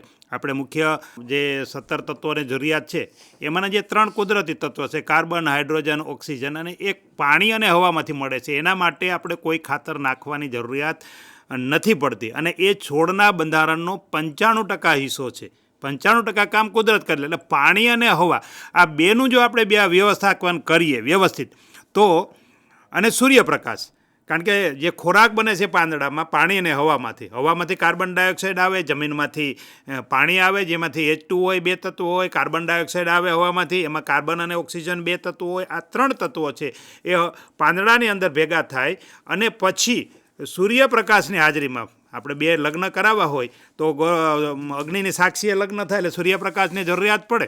તો સૂર્યપ્રકાશની હાજરીમાં 6 અણુ કાર્બન ડાયોક્સાઇડના અને 6 અણુ પાણીના મળી અને ગ્લુકોઝનો એક અણુ બને અને આ ગ્લુકોઝ જે પાંદડાની અંદર બનેલો છે એ છોડના દરેક ભાગમાં પ્રસરી અને બાકીમાં જે જમીનના જે ન્યુટ્રન્સ છોડ દ્વારા લીધા છે એની પ્રક્રિયા કરીને આખા છોડનું બંધારણ કરે. પણ આ 3 તત્વો 95% હિસ્સો તો છે. એટલે આપણે પાણી, હવા અને સૂર્યપ્રકાશ એનું વ્યવસ્થાપન બરાબર કરીએ તો આપણું 95% કામ તો થઈ જાય છે. આ મગજમાં ન ઉતરે એવી વાત છે, પણ સત્ય હકીકત છે, વૈજ્ઞાનિકથી સિદ્ધ થયેલી વાત છે. હવે બીજા જે 3 તત્વો છે, નાઇટ્રોજન, ફોસ્ફરસ અને પોટાશ. નાઇટ્રોજન છે છોડને મોટો કરવાનું કામ કરે છે, એની વાત આપણે પછી કરીએ. ફોસ્ફરસ છે એ છોડના મૂળનો વિકાસ કરે છે, છોડનો વિકાસ કરે છે, ઉત્પાદન ક્ષમતા વધારવાનું કામ કરે છે. તો એ ફોસ્ફરસ ધીમું તત્વ છે, ધીમે ધીમે છોડ લે છે. એટલે આપણે એને પાયામાં નાખીએ છીએ, એક જ વખત નાખીએ છીએ, પાયામાં નાખી દઈએ છીએ DAPના રૂપમાં. એમાં 46% હોય છે. તો સાહેબ ખેડૂત મિત્રોને કે એ ઘન જીવામૃતની અંદર તો એટલો ફોસ્ફરસ તો નથી, તો એ DAPનો વિકલ્પ કઈ રીતે ઘન જીવામૃત બની શકે? સરસ. DAP છે એના બદલે ઘન જીવામૃત વાપરીએ તો ચાલે કે કેમ, એ વાત તો કરું. એની પહેલાં પણ જે આડેધડ વાત છે ને એની થોડી વાત કરી લઉં. બહુ સમજવા માટે એક સાદું ઉદાહરણ આપું કે આપણે છે ને પાયાના ખાતર, સાહેબે શબ્દ વાપર્યો તો પાયાના ખાતરમાં DAP આપીએ છીએ. જોશીબેન, હું આપને એક પ્રશ્ન પૂછું બેન તરીકે. આપણે 4માં 25%, તમે બેન એક જ છો. તમારા અનામત આપણે આપી દીધી છે, સરકાર 33% આપવાની છે. સરસ. તમે તમારા ઘરે લાડવા બનાવો, કારણ કે આ ઘરનો રસોડાનો પ્રશ્ન છે. એટલે કૃષિ સખીઓએ ખાસ આ વાત સમજવાની છે. આમ તો કૃષિ સખીને જ પૂછવાનું હતું. બેન, તમે તમારા ઘરે લાડવા બનાવો, તમારા ઘરે એક નાનકડો બાળક છે, તમારો 2, 3, 4, 5 વર્ષનો, તમારા મિસ્ટર છે અટ્ટા 25, 28 વર્ષના, અને ઘરે દાદા છે 85 વર્ષના. તમે જ્યારે લાડવા બનાવો ત્યારે ત્રણેય માટે લાડવાની ગણતરી સરખી કરો? નહીં. નાના છોકરા માટે વધારે ને ભાઈ માટે ઓછા, એવું લાડવાની ગણતરી સરખી ન કરે. 4 કે 5 વર્ષનો બાળક છે એને માટે એને લાડવા ઓછા જોઈએ. 22, 25, 30 વર્ષનો યુવાન છે એને લાડુ વધારે જોઈએ, અને 85 વર્ષના દાદાને પણ લાડવા ઓછા જોઈએ. મિત્રો, જેમણે વાત કરીને કે પાયામાં DAP આપીએ છીએ, એનું હું ફરીથી આપણે વાત કરવા માગું છું કે જ્યારે જમીનમાં તમે જ્યારે બિયારણ હજી રોપો છો, નાખો છો, ત્યાં તમે 30 થી 40 કિલોગ્રામ ફોસ્ફરસ DAPના રૂપમાં આપી દો છો, જ્યારે એને હજુ મોઢું જ ખાવા માટે ખુલ્લું નથી. જ્યારે એને ખરેખર જરૂર છે, એને ફ્લાવરિંગ સ્ટેજ આવે, ફૂલ બેસવાની અવસ્થા આવે, એને રોબસ્ટ ગ્રોથ કહે, કે જ્યારે એને વધારે ખાવું છે, વધારે તાકાતની જરૂર છે, 22 થી 25 વર્ષે કામ કરે છે, ત્યારે આપણે એને આપતા નથી. તો પાયાના ખાતરમાં જે DAP ન આપીએ તો ન ચાલે ને, એ વાત મિત્રો કાઢી નાખો. કારણ કે બાળક હજી 4 થી 5 વર્ષનું છે ને, 5 લાડવા ન ખાય. 5 લાડવા ખાવા હોય ને તો 25 થી 30 વર્ષનો યુવાન ખાય, એની જરૂર જ નથી. અને ખાસ કરીને જ્યારે ગુજરાતની વાત કરીએ છીએ ને, ત્યારે એને વિકલ્પ તરીકે કહું તો પહેલાં તો જાણે સેન્દ્રીય પદાર્થ ઉમેરશો એટલે આપોઆપ જશે. અને બીજું ખાસ કહી દઉં મિત્રો કે તમે પ્રાકૃતિક ખેતીના 5 આયામ લેશો ને તો ચિંતા નથી. કારણ કે ભલે ઘન જીવામૃતમાં કે જીવામૃતમાં ફોસ્ફરસ ઓછો છે, પણ જે 5મો આયામ છે ને, મલ્ચિંગ, 5 ટન પ્રતિ હેક્ટર આપણે મલ્ચિંગ કરવાનું છે. તો જે કંઈ ઘઉંનો કચરો હોય, બાજરીનો કચરો હોય, કે એનું પરાળ કહીએ કે જે કંઈ ગોતર કહીએ, એ જમીનમાં આપણે પરત આપીએ છીએ.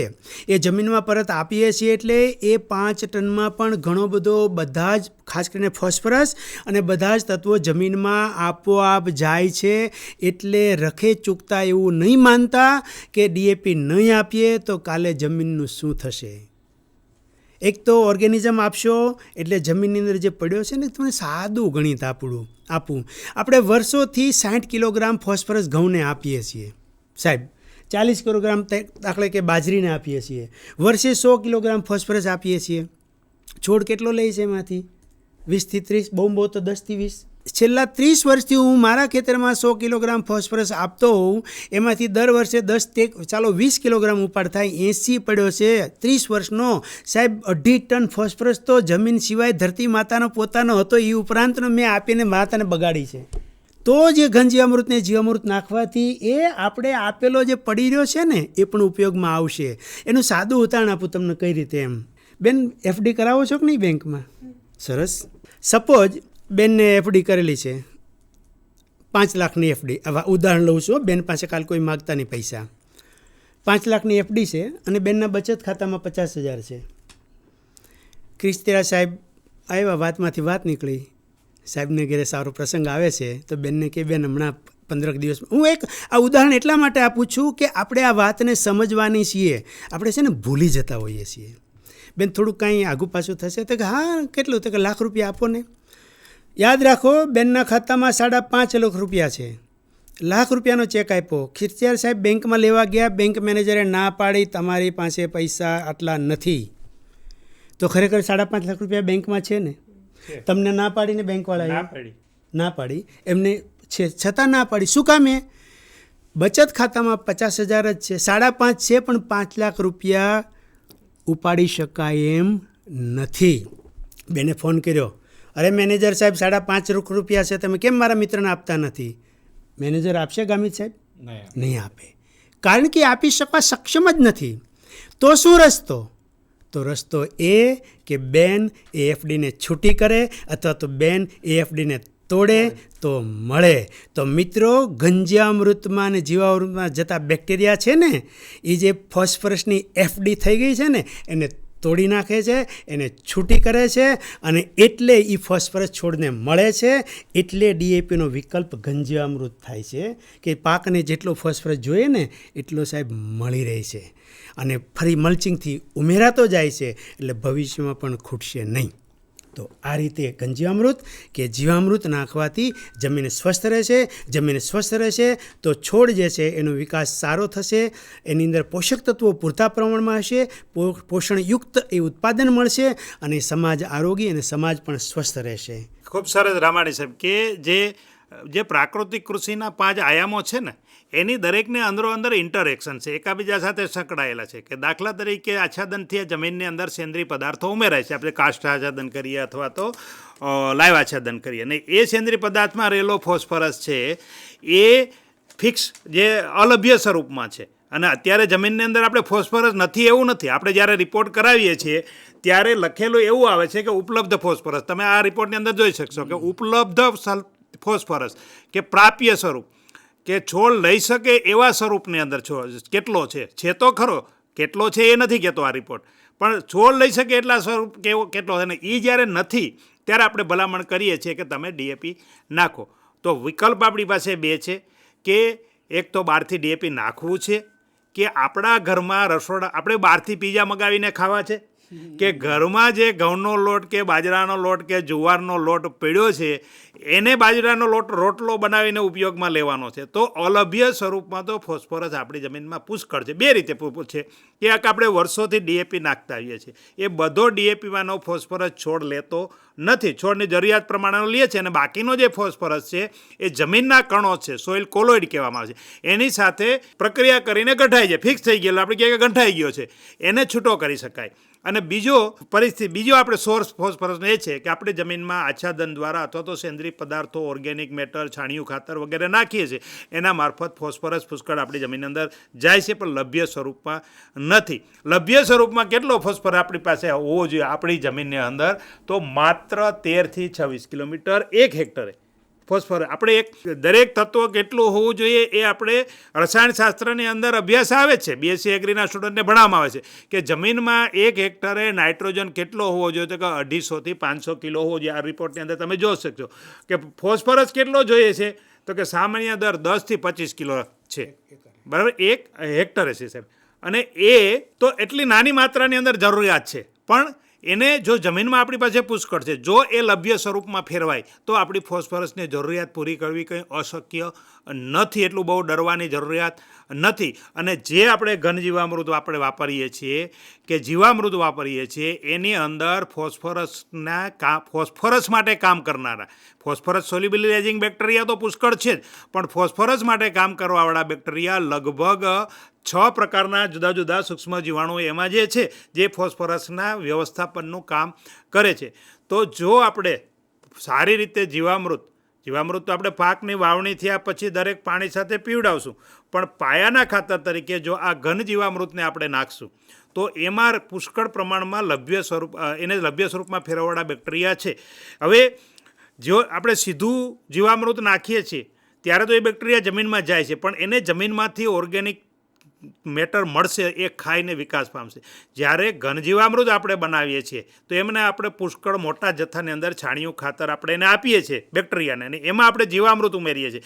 તો શુદ્ધ ગાયના શુદ્ધ ગોબર ગૌમૂત્રમાંથી બનેલા જીવામૃતમાં રહેલા કરોડો બેક્ટેરિયા, આ કરોડો બેક્ટેરિયાને ઘન જીવામૃતમાં જે છાણિયું ખાતર છે એ તૈયાર રેડીમેડ ખોરાક મળી જશે, અને તૈયાર રેડીમેડ ખોરાક મળી જશે એટલે એ બેક્ટેરિયા ફોસ્ફરસ સોલ્યુબલ લાઇગેન બેક્ટેરિયા એક સાથે વિકાસ પામશે અને જમીનમાં આ ઘન જીવામૃત નાખ્યા ભેગું એનું કામ ચાલુ કરી દેશે બેક્ટેરિયા લભ્ય સ્વરૂપમાં ફેરવવાનું. પહેલાં જ એને વિકાસ થતાં વાર લાગશે ડાયરેક્ટ જીવામૃત નાખશું તો, પણ ઘન જીવામૃત નાખ્યું છું પાયામાં તો સીધું કામ ચાલુ કરી દેશે. એટલે જે શરૂઆતના સ્ટેજની અંદર જે ફોસ્ફરસની છોડને જરૂરિયાત પડશે એ પૂરી પાડશે. કેમ નાના સાહેબે વાત કરી કે નાના બાળકને બહુ ઓછી જરૂરિયાત પડે, તો ત્યારે જે જરૂરિયાત પડશે, પણ ધીમે ધીમે જે આ બેક્ટેરિયા છે, સૂક્ષ્મ જીવાણુઓ છે, એ જમીનમાં રહેલી ઓર્ગેનિક મેટરને ડિકમ્પોઝ કરીને એમાંથી લભ્ય સ્વરૂપમાં ફેરવતા રહેશે, એટલે આખી સિઝન દરમિયાન મળતો રહેશે.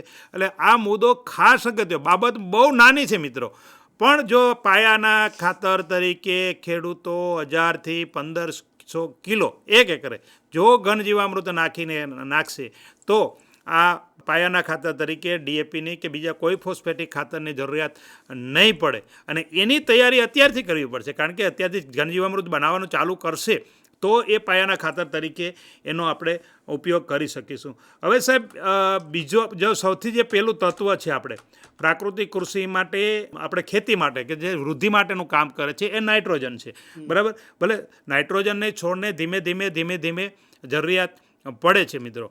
તો હવે નાઇટ્રોજન છે એ પ્રાકૃતિક ખેતીની અંદર છોડને કઈ રીતે મળશે? આપણે શરૂઆતના સ્ટેજને નાઇટ્રોજન આખી સિઝન દરમિયાન જોઈએ, પણ એ બહુ ચંચળ તત્વ છે. જો એક સાથે એને નાખીએ તો 50% હવાની અંદર ઉડી જાય છે, 50% પાણી સાથે ઓગળીને જમીનમાં જતું રહે છે, 33% ઉડી જાય છે, અને ત્રીજા ભાગ જેટલો લગભગ 30-35% આપણને ઉપયોગમાં આવે છે. આવું યુરિયાનું થાય છે. યુરિયા ખાતર આપણે નાખીએ છીએ અને એ યુરિયા ખાતર નાખીએ છીએ એમાંથી ત્રીજા ભાગનો જ હિસ્સો આપણને મળે છે.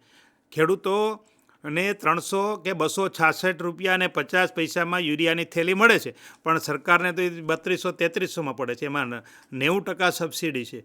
તો આમાં નુકસાની ખેડૂતને તો જાય જ છે કે 2 ભાગનો નાઇટ્રોજન ઉડી જાય છે, પણ સરકારને પણ એમાં નુકસાની જાય છે. તો આ નાઇટ્રોજનને આપણે પ્રાકૃતિક ખેતીથી બચાવી શકીએ છીએ. એક તો આપણે યુરિયાની જરૂરિયાત નથી પડતી, અને જે કાંઈ યુરિયા થોડુંક પણ જે લોકો 100% પ્રાકૃતિક ખેતી નથી કરતા એ ખેડૂતોને પણ યુરિયાની જરૂરિયાતને આપણે ઘટાડો કરી શકીએ છીએ પ્રાકૃતિક ખેતી. તો એ સાહેબ કઈ રીતે શક્ય બને છે એના વિશે થોડો પ્રકાશ પાડવા વિનંતી છે. સરસ વાત કરી કે જે કંઈ પોષક તત્વો છે એમાં સૌથી વધારે ચિંતા માત્ર ગુજરાત માત્ર ભારત કે આખા વિશ્વને હોય તો તે નાઇટ્રોજન તત્વની છે. કારણ કે એક તો ચંચળ છે અને જરૂરિયાત વધારે છે, અને પહેલેથી છેલ્લે સુધી જરૂરિયાત પડે છે. તો ખાસ જે પ્રાકૃતિક કૃષિથી નાઇટ્રોજન મેનેજમેન્ટ અથવા તો નાઇટ્રોજન તત્વનું આપણે વ્યવસ્થાપન કઈ રીતે કરી શકીએ ને, એમાં બહુ જ અગત્યની એક વાત છે કે સહજીવી પાક આપણે સાથે ઉગાડવા. ઇન્ટરક્રોપિંગ એટલે કે આંતરપાક અને મિક્સ ક્રોપિંગ. એનું કારણ કે આપણે બધાને ખ્યાલ છે, હમણાં સાહેબે શરૂઆતમાં કીધું કે કદાચ આપણા કૃષિ સખી બેન કે CRP ભાઈને ઘરે પોતાની જમીન ન હોય પણ પોતે આ સારી ભાવનાથી કામ કરી રહ્યા છે, તો એમને પણ મારી વિનંતી છે કે કઠોળ વર્ગનો કોઈ પણ પાક તમે ખેતરમાં જાઓ ને ત્યારે એને ઉખાડીને જોજો. એ કઠોળ વર્ગના પાકની ઉપર નાનકડી ગાંઠ હોય છે, મૂળગંડિકાઓ. આ ગાંઠ છે ને એટલે બેંક છે નાઇટ્રોજનની. હવામાં 78% જેટલો નાઇટ્રોજન રહેલો છે એ હવામાં છે, આપણે લઈ શકતા નથી, છોડ સીધો લઈ શકતો નથી, પણ એ હવામાંનો નાઇટ્રોજન છે એ બેક્ટેરિયા દ્વારા, જીવાણુઓ દ્વારા, આપણે નામ સાંભળ્યું છે રાઇઝોબિયમ છે, એઝોટોબેક્ટર છે, આ બધા જ બેક્ટેરિયા દ્વારા એ હવામાંનો નાઇટ્રોજન છે એ જમીનમાં ફિક્સ કરે છે. જમીનમાં ફિક્સ કરે છે તો સમજો કે મગ અને મકાઈ બાજુમાં વાવેલા છે, અથવા તો મગ અને મકાઈ એક જ લાઇનમાં વાવેલા છે, તો મગ દ્વારા હવામાંનો નાઇટ્રોજન જે છે એ પોતે ફિક્સ કરશે, જમીનમાં આપશે, અને મકાઈ તેનો ઉપયોગ કરશે. સહજીવી મકાઈ તેનો ઉપયોગ કરશે. તો આ રીતે એક કુદરતી વ્યવસ્થાપનની દૃષ્ટિએ મુખ્ય પોષક તત્વ નાઇટ્રોજન છે એનું સારી રીતે કરી શકાતું હોય છે. બીજું જે નાઇટ્રોજનનો વ્યય થઈ જાય છે એ જમીનમાં જીવામૃત અને ઘન જીવામૃત આપણે ઉમેરીશું તો ઘન જીવામૃત ઉમેરીશું તો સાથે નાઇટ્રોજન આપોઆપ ઉમેરાઈ જશે. મલ્ચિંગ કરીશું, એ મલ્ચિંગ જે છે એ જમીનમાં ભળશે એટલે નાઇટ્રોજન આપોઆપ ઉમેરાઈ જશે. અને ત્રીજું, મલ્ચને કારણે જે અગત્યની વાત છે, આપણને જે નથી દેખાતી છતાં બહુ જ અગત્યની વાત છે, તે એટલે મલ્ચને કારણે જે વાતાવરણ જે છે છોડની આજુબાજુનું અને જમીનની અંદરનું એકદમ સરસ રીતે વાતાવરણ જળવાઈ રહે છે કે જેથી કરીને વધારે તાપ હોય ત્યારે પણ જીવાણુ અને માપસર તાપ લાગે અને વાતાવરણ બરાબર જળવાઈ રહે. વધારે ઠંડી પડે ત્યારે ગરમાવો આપી અને જીવાણુઓને જીવવા માટેનું અનુકૂળ વાતાવરણ તૈયાર કરે. તો એ મલ્ચિંગ જે છે એ જીવાણુઓને સરસ રીતે જીવવા માટેનું વાતાવરણ પૂરું પાડે છે. અને બીજું, મલ્ચિંગ થવાથી નાઇટ્રોજન હવામાં ઉડી નથી જતો. ખીસરીયા સાહેબ, આ પણ એક મોટું કારણ છે કે મલ્ચિંગને લીધે પણ પ્રાકૃતિક કૃષિમાં નાઇટ્રોજનનો બહારથી આપવાનું પ્રમાણ ઘટાડી શકીએ, કારણ કે હવામાં ઉડી જતો નથી, એ જમીનમાં રહે છે અને છોડ એનો ઉપયોગ કરી શકે છે. એટલા માટે નાઇટ્રોજન જેવા મુખ્ય પોષક તત્વોને પણ આપણે વ્યવસ્થાપન પ્રાકૃતિક કૃષિની અંદર સારી રીતે કરી શકીએ છીએ. અને જ્યારે એની વાત કરી ત્યારે થોડી વાત કરી દઉં કે જેમ એમણે કીધું કે આપણે પ્રાકૃતિક ખેતી અપનાવવી એ આજની અને આવતીકાલની તાતી જરૂરિયાત છે. પણ આજે હું ન કરી શકું આખા મારા સઘળી ખેતીમાં, તો આજથી શરૂઆત તો કરું ને કરું જ. તો બાકીનામાં પણ મને ડીએપી આડેધડ વાપરવાનું નથી, મારે માપસર વાપરવાનું. અને એમાં પણ માનો કે તમારે થોડું આપવું છે ને, તો મિત્રો ડીએપીને બદલે સિંગલ સુપર ફોસ્ફેટ હું બદલે કહું છું. ક્યારે? કે જ્યારે તમે તમારી સઘળી ખેતીમાં હજી પહોંચ્યા નથી ત્યારે. આજથી શરૂઆત કરશો તો કાલે જ ડેસ્ટિનેશન આવશે જ. પણ મારી ઝાઝી ખેતી છે, હું પ્રાકૃતિક કૃષિ ન કરી શકું એટલે નથી કરતો, તો ટ્રેન નહીં પકડાય. હું ઘરેથી નીકળીને સ્ટેશને પહોંચું ને તો મને મેટ્રો પકડાશે, પણ સ્ટેશન દૂર છે તો હું કઈ રીતે જાઉં? તો નહીં પકડાય. તો આજથી શરૂઆત કરો, પણ જ્યાં વાપરવું પડે ત્યાં. એટલા માટે કે સૌરાષ્ટ્રની જમીનોમાં ગંધકની પણ ભારોભાર ઉણપ છે. તો સિંગલ સુપર ફોસ્ફેટ આપવાથી વધારાનો ફોસ્ફરસ જશે નહીં, જમીન બગડશે નહીં, અને આપણી જમીનને પાકના સારા વૃદ્ધિ અને વિકાસ માટે જે સલ્ફરની જરૂર છે તે પણ મળી રહેશે. પણ મેં આગળ કીધું તેમ સબ દર્દો કી દવા છાણિયું ખાતર, ઘન જીવામૃત, કારણ કે એની અંદર બધા જ પોષક તત્વો આવેલા છે. અને મિત્રો, જેને જે જોતું હોય ને તે મળે ને તો જ આનંદ આવે, મોજ આવે. એક ઉદાહરણ લઈ લઉં ક્રિસ્ટિના સાહેબ? થોડું લાંબુ છે પણ સમજવું છે. આવી રીતે ટ્રેનિંગમાં અમારે ત્યાં આણંદ કેમ આવ્યા હોય ખેડૂત મિત્રો, અને સરસ મજાની ટ્રેનિંગ થઈ હોય સાહેબ. અને હવે તો સોનાના ભાવ કૂદકે ને ભૂસકે વધતા જાય છે. એટલે ખેડૂતને થયું કે આવ્યો છું આણંદ કે ગાંધીનગર, તો એક 50,000ની લકડી લઈ જાઓ ઘેરે. આપણે વિષયને સમજીએ છીએ, મારા પાકને જે જોઈએ છે તે હું આપી તો જ પાકના સારા વૃદ્ધિ અને વિકાસ થશે. એ તો સોનાની લકડી લઈને ગયા ઘરે ઓવરનાઇટ જર્ની કરી. સપોઝ કચ્છનો ખેડૂત ત્યાં પહોંચી ગયા, ઘરે જઈને જ્યાં બાયણું ખોલે છે તો નાનકડો એનું ટેણિયું દીકરાનું દીકરું જે છે ને 2 થી 2.5 વર્ષનું એ રડતું હતું. એને કીધું, કેમ બેટા તું રડે છે? છાનું રહી જા, હું આણંદ ગયો તો, ગાંધીનગર ગયો તો, આવી ગયો છું, તું છાનો રહી જા, આપણે મંદિરે જઈશું, બિસ્કિટ ખાઈશું, છાનો રહી જા. પણ એ છાનું રહ્યું નહીં. દાદાને યાદ આવ્યું, અમે છે ને દાદાને દીકરાને ટેણિયાને આપણે દીકરાને બેન દોસ્તી હોય. ગુજરાતીમાં કહેવાનું છે કે મૂડી કરતાં વ્યાજ વાલું હોય. જો સાહેબ ધંધો નથી કરતા તોય ખબર છે કે મૂડી કરતાં વ્યાજ વધારે વાલું હોય. તે ખિસ્સામાં 50,000ની લગડી પડી હતી. 2.5 વર્ષના ટેણિયાને એ દાદાએ 50,000ની લગડી આપી કે લે બેટા. ગામિત સાહેબ, એ છાનો રે? 50,000ની લગડી છે, છાનો રે? અરે 50 કિલોની ડીએપીની બેગ છે, 50,000ની લગડી છે, ટેણિયું છાનું ન રહે. ટેણિયું ક્યારે છાનું રહે બેન? ચોકલેટ આપો, 5 રૂપિયાની ચોકલેટ આપો તો ટેણિયું છાનું રહે. તો 5 રૂપિયા 50,000થી જે કામ ન થયું એ 5 રૂપિયાથી કામ થયું. રાઈટ? કારણ એને સોનાની લગડી જોતી જ નથી, તો મારા પાકને, મારી મકાઈને જે જોતું નથી, શા માટે આપવાનું, ખોટો ખર્ચ કરવાનો ને ધરતી માતાને બગાડવાની? ધરતી માતાને સાચવવી પડશે. કારણ કહેવાયું છે સરસ મજાનું, ગુજરાતમાં બહુ સાંભળવા મળે છે કે ધરતી છે કે નાતા હૈ, ધરતી હમારી માતા હૈ. તો મારી માતાને મારે બગાડવી નથી. મૂળ વાત ઉપર આવું તો 50,000થી જે કામ ન થયું ને 5 રૂપિયાથી કામ થયું. બીજી ભાષામાં જે 5 રૂપિયાથી કામ પતી ગયું ને એ 50,000ની જરૂર ન પડી. રાઈટ. પણ એનાથી આગળ તમને વાત કરું, મેં કીધું ને કે જે જોઈએ તે મળે ને તો જ મજા આવે. ગામિત સાહેબ, એ ટેણિયું તો છાનું ન રહ્યું, પણ એ 50,000ની લગડી એ દાદાની પુત્રવધુ જોઈ ગઈ. એ ટેણિયું છાનું ન રહ્યું, પણ એ 50,000ની લગડી દાદાની પુત્રવધુ જોઈ ગઈ. અને ખીસ્ત્રીયા સાહેબ, તેદી જે ચા બનીને એવી પહેલાં ક્યારેય નથી બની. તેદી જે ચા બનીને એવી પહેલાં ક્યારેય નથી. કારણ કે ઘરમાં લગડી આવી છે આપણા બાપની જ છે ને, મારી છે ને. તો કહેવાનો મતલબ, દાદાએ એની પુત્રવધુને કીધું કે બેટા તારા માટે લગડી લાવ્યો, કીધું તોય ચા સારી બની. શું કામે? એને લગડી જોઈએ છે, ગમતી વસ્તુ આવી. ટેણિયાને લગડી આપી, છાનો રહ્યો ના, એને જોતું જ નથી. તો મારા પાકને જે જોઈએ તે મારે આપવું જોઈએ. તો પહેલું પૃથ્થકરણ કરાવો, અને એ ન થાય ને તો તમે જીવામૃત ને ઘન જીવામૃત પ્રાકૃતિક કૃષિ અપનાવશો ને તો મારા પાકને જે જોતું છે ને તે આપોઆપ દરેક વસ્તુ મળતી રહેશે. અને એ જે જોતું હોય તે જ આપવાનું. હજી એક વાત કરી દઉં, આપણે પ્રોગ્રામમાં ઘણીવાર રાખીએ કે ભાઈ બધાને નાસ્તો આપો. અચાનક કીધું, નાસ્તો લેવા ગયા તો કંઈ એક વસ્તુ ના મળી, થોડા પેંડા મળ્યા, થોડી બરફી મળી.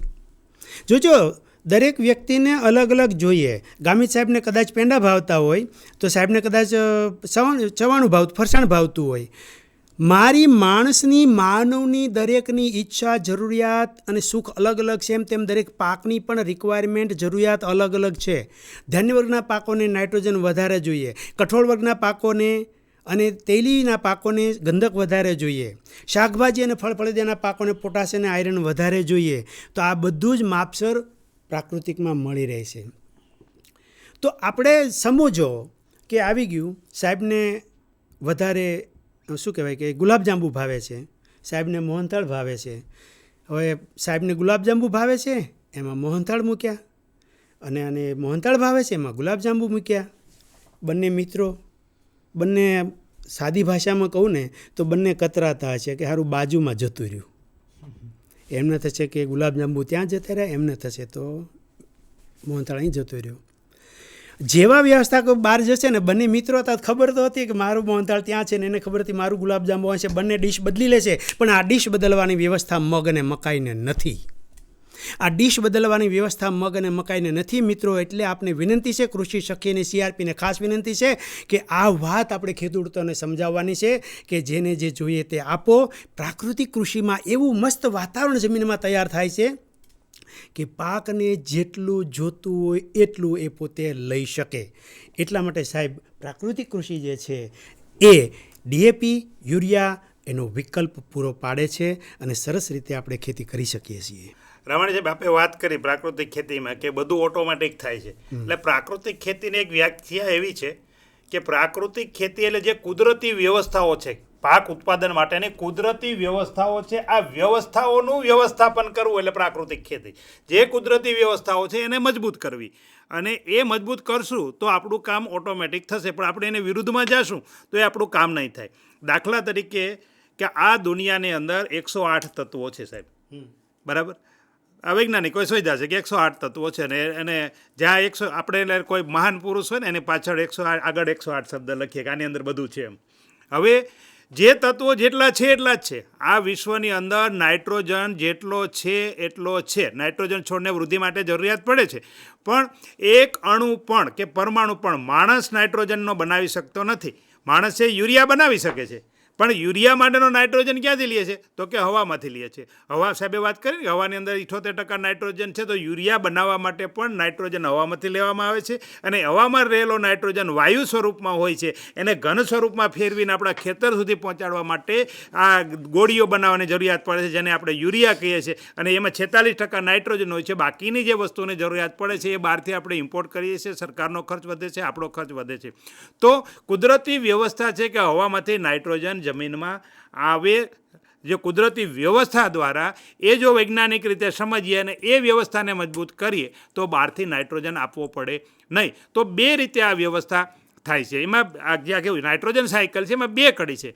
જ્યારે ચોમાસાની અંદર વીજળી થાય છે ત્યારે હવામાં રહેલો લાખો ટન નાઇટ્રોજન છે એ વરસાદના પાણીની અંદર એબ્સોર્બ થાય છે, એની અંદર ઓગળે છે અને એ વરસાદના પાણી મારફત જમીનમાં આવે છે અને એ જમીનમાં ઉતરે છે. હવે પરિસ્થિતિ એ થઈ છે, આપણી પાછો જે વાપસાનો સિદ્ધાંત આવશે કે જમીનના બે કણોની વચ્ચે જગ્યા હોવી જોઈએ અને એ જગ્યાની અંદર 50% પાણી અને 50% હવા હોવા જોઈએ અને એની અંદર જે તત્વો રહેલા હોય એ તત્વો છોડ મૂળ દ્વારા પોતે લે છે.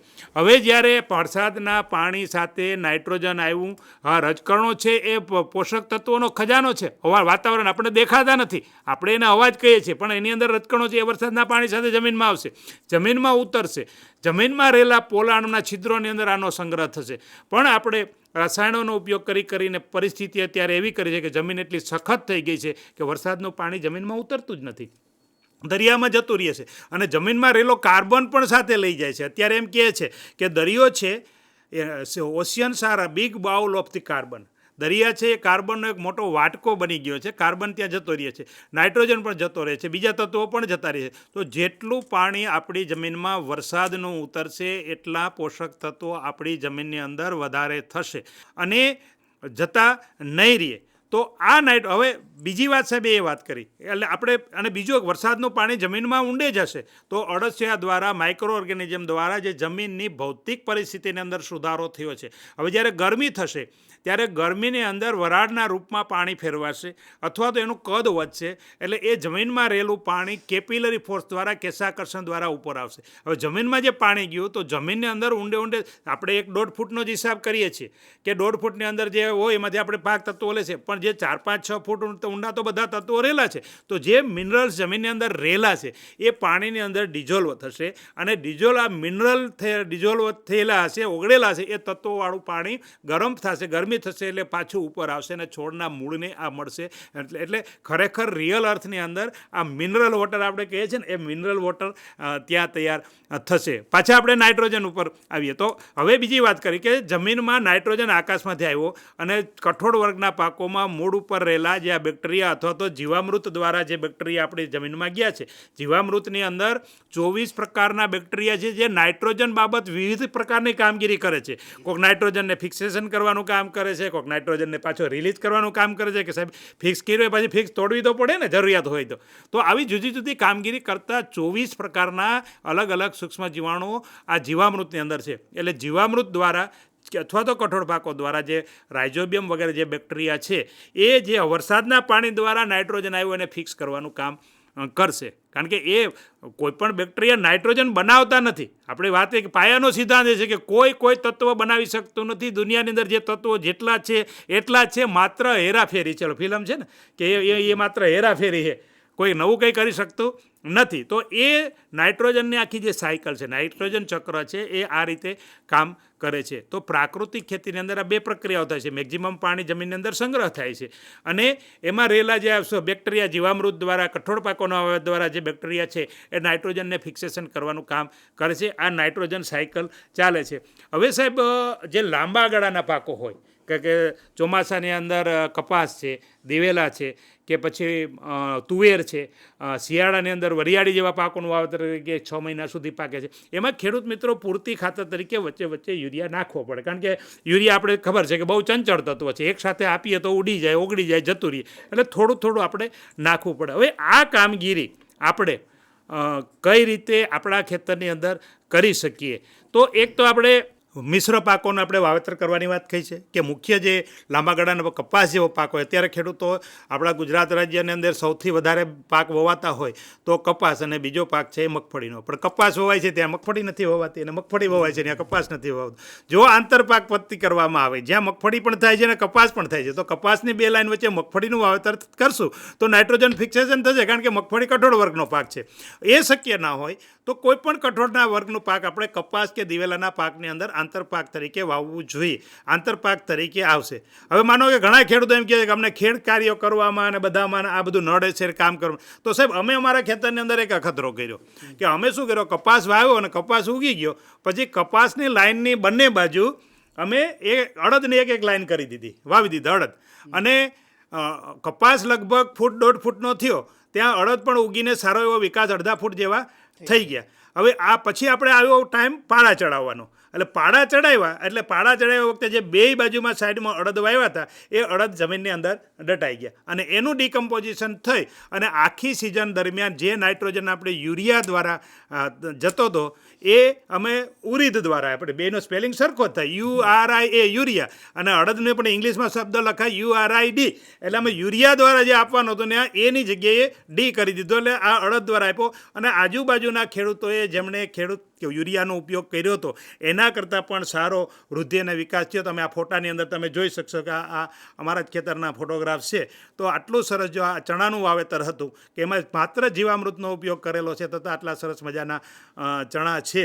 તો આ બધી એ વ્યવસ્થાઓ મેં તમને વાત કરી ને કે આપણે ખેડૂતોને આપણે હંમેશા હજી ઘણા બધા ખેડૂતોમાં એક જ સમજ છે કે રાસાયણિક ખાતર, જંતુનાશક દવાઓ બંધ કરી દેવાની અને પછી છાણિયું ખાતર નાખવાનું એટલે ખેતી થઈ જશે. પછી આપણી પાસે જ કહે કે સાહેબ પણ ઉત્પાદન નથી મળતું પૂરું. તો ઉત્પાદન નહીં મળે. પ્રાકૃતિક ખેતીને વૈજ્ઞાનિક રીતે સમજવી પડશે. પ્રાકૃતિક ખેતીની જે કુદરતી વ્યવસ્થાઓ છે એ પણ સમજવી પડશે. તો આ રીતે આપણે નાઇટ્રોજનનું વ્યવસ્થાપન કરીએ. એટલે ખેડૂત મિત્રોને ત્યારે જે કપાસ વાવે ત્યારે બે વાત ખાસ કરજો કે આંતરપાક તરીકે કોઈપણ કઠોળ પાકનું વાવેતર કરે. આંતરપાક તરીકે કઠોળ પાકનું વાવેતર ના કરી શકે તો આ વ્યવસ્થા કરે કે જેથી એને સિઝન દરમિયાન નાઇટ્રોજન મળે. એટલે પાયાની અંદર ઘન જીવામૃત નાખશે તો શરૂઆતની નાઇટ્રોજન અને ફોસ્ફરસની બંને વ્યવસ્થા થઈ જશે.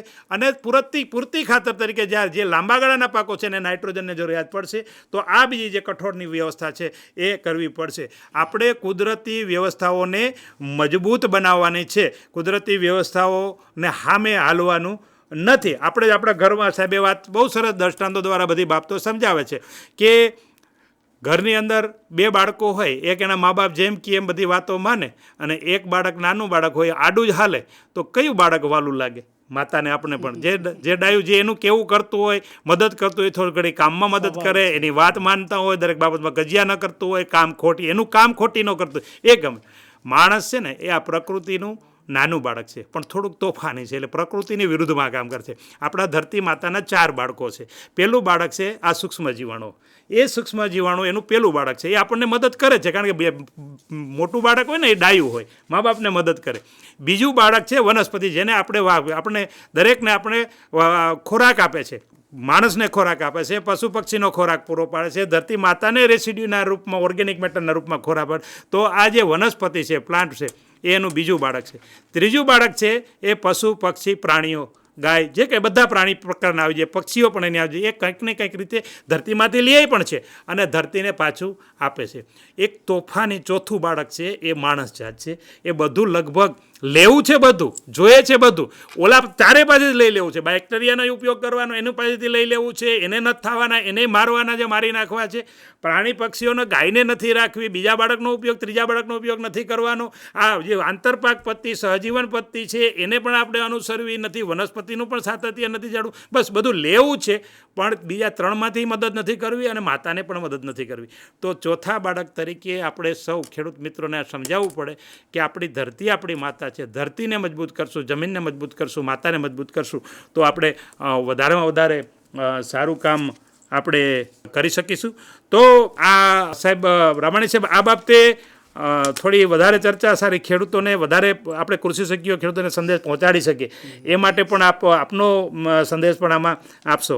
સાહેબ, પહેલાં તો હું વાત કરું કે આપે જે પિરિયોડિકલ ટેબલના એલિમેન્ટની વાત કરીને, તો મિત્રો હું તમને અત્યારે જે વાત કરું છું ને, આત્માના માધ્યમ દ્વારા મને વાત કરતાં બહુ ખુશી થાય છે કે પ્રાકૃતિક કૃષિમાં એક જમીન વૈજ્ઞાનિક અને કૃષિ વૈજ્ઞાનિક તરીકે કહું છું, કદાચ આપે આ વાત પહેલાં ક્યારેય ન પણ સાંભળી હોય, ક્યારેય ન પણ સાંભળ્યું. એનું કારણ કે આપણે એવું કહીએ છીએ કે પ્રાકૃતિક ખેતીમાં પકવેલો અનાજ છે એનો ખોરાક સારો છે.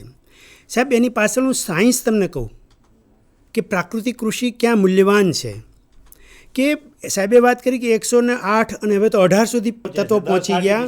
હા, તો એ જે છે એ તત્વો દિવસે દિવસે જેમ જેમ માણસને ખ્યાલ આવે એમ શોધતો જાય છે અને વધતા જાય છે. એનો મતલબ કે એ હતા તો ખરા, છે જ. એવી જ રીતે આવશ્યક તત્વો પહેલાં 13 હતા, 14 થયા, 15 થયા, 16 થયા, 17 થયા. તો આપણે ક્યાં સુધી છીએ કે મને ખબર પડે કે આટલા આવશ્યક છે એ તત્વની પૂર્તતા કરવાનું આપણે પ્રબંધન કરીએ છીએ આપણી ગતાનુગતિક ખેતીમાં.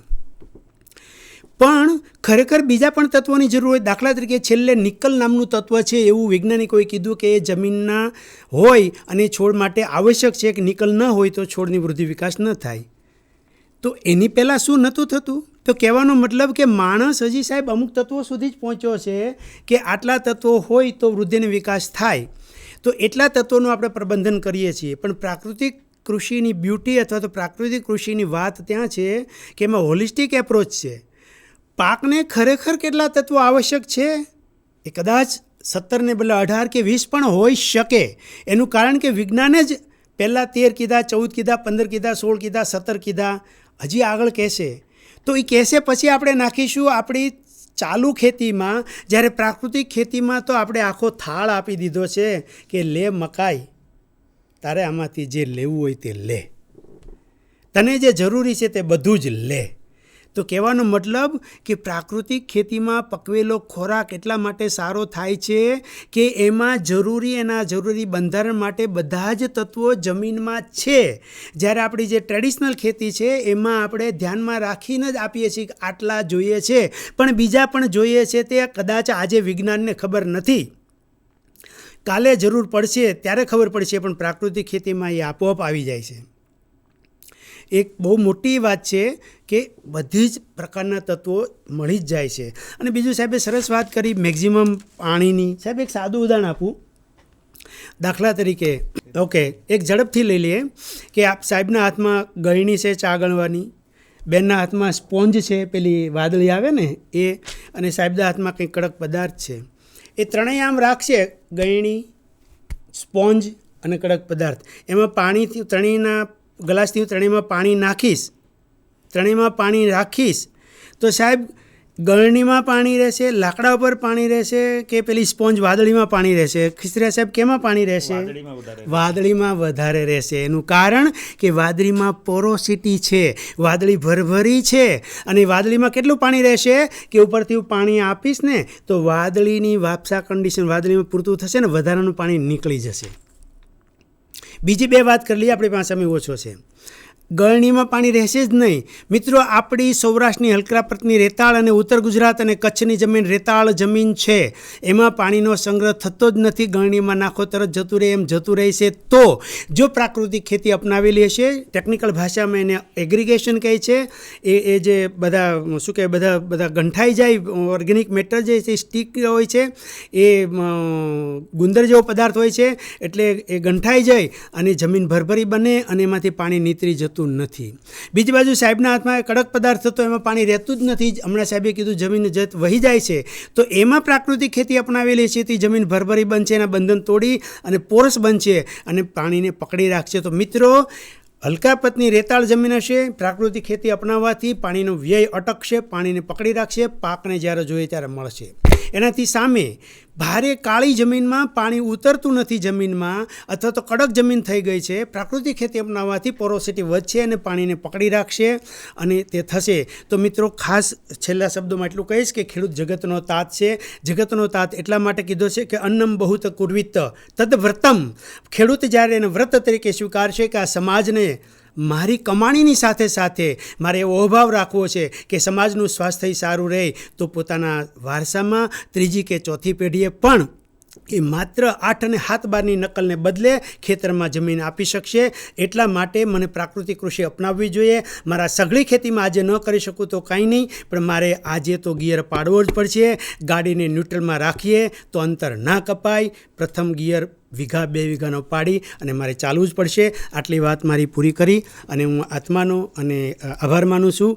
ખૂબ ખૂબ આભાર. ધન્યવાદ. ખૂબ ખૂબ આભાર રામાણી સાહેબ. એક બાબત રહી ગઈ બીજામૃત બાબતની ચર્ચા કરવા માટે. બહુ લાંબો સમય નહીં લઉં. મિત્રો, બીજામૃતની અંદર આપણે 4 વસ્તુનો ઉપયોગ કરીએ છીએ: ગૌમૂત્ર, ગોબર, ચૂનો અને માટી. હા, બરાબર. દેશી ગાયનું જે ગોબર છે એ શું કામ બીજામૃતને પટ આપવું જોઈએ? એ બીજ ફરતું એક પડ બનાવે છે અને એ પડ છે એ રોગ જીવાત સામે રક્ષણ કરે છે, પોષક તત્વો પૂરા પાડે છે અને એ બેક્ટેરિયા દ્વારા જે હોર્મોન્સ ઉત્પન્ન થાય છે એ વૃદ્ધિના વિકાસ માટેનું મટીરિયલ પૂરું પાડે છે. ગૌમૂત્ર છે એ પોષક તત્વોનો ખજાનો છે, બધા પ્રકારના પોષક તત્વો છે એને પૂરા પાડે છે અને એની રિપેલન્ટ એક્શન છે. ગૌમૂત્ર છે એ રોગ જીવાત સામે પણ લાંબા સમય સુધી છોડનું રક્ષણ આપે છે. ચૂનો છે એ કેલ્શિયમનો મોટો સોર્સ છે. બે રીતે ચૂનો કામ કરે છે. સારામાં સારું ફૂગનાશક છે, ફૂગજન્ય રોગો સામે નુકસાન કરે અને શરૂઆતના સ્ટેજની અંદર જે કેલ્શિયમની જરૂરિયાત પડે છે એ છોડની અંદર પૂરું પડે છે. તો ખાસ આપને સૌને વિનંતી છે કે જ્યારે પણ આપણે હવે પછી જ્યારે વાવેતરની સિઝન આવે ત્યારે બધા ખેડૂતો બીજામૃતનો પટ આપે. ખાસ કરીને ગઈકાલે એક ભારત સરકારનો પરિપત્ર આવેલો છે અને એ પરિપત્રની અંદર ખાસ સૂચના આપવામાં આવેલી છે કે national mission on natural farming અંતર્ગત ખેડૂતોને પ્રાકૃતિક કૃષિના વિકલ્પ તરીકે ઘન જીવામૃત આપવા માટેની કે વ્યક્તિગત જે કૃષિ સખી અને CRP છે એ ખેતરે જઈ અને એનું નિદર્શન આપે અને એ નિદર્શનનો એક રેકોર્ડ રાખવાનો રહેશે. રિપોર્ટ આપશો છે કે તમે કેટલા નિદર્શન આપ્યા ખેડૂતોને, કેટલાને ઘન જીવામૃત વિકલ્પ તરીકે વાપરવા માટે આપે. તો આનો રિપોર્ટ આપણે કરવાનો રહેશે કારણ કે અમારે પણ ભારત સરકારમાં મોકલવાનો રહેશે. હવે સમય થઈ ગયો છે પણ આપણી વચ્ચે અધ્યક્ષ સ્થાને પ્રાકૃતિક કૃષિ વિકાસ બોર્ડના જોઈન્ટ ડાયરેક્ટર નીતિન ગામિત સાહેબ છે. ગામિત સાહેબને વિનંતી કરું છું કે હવે જે 2 મહિનાનો સમય છે એપ્રિલ અને મે દરમિયાન એમાં અમારી કૃષિ સખી અને CRP મિત્રોએ શું કામગીરી કરવાની થાય છે એના માર્ગદર્શન આપવા માટે શ્રી ગામિત સાહેબને વિનંતી કરી. શ્રી ગામિત સાહેબ.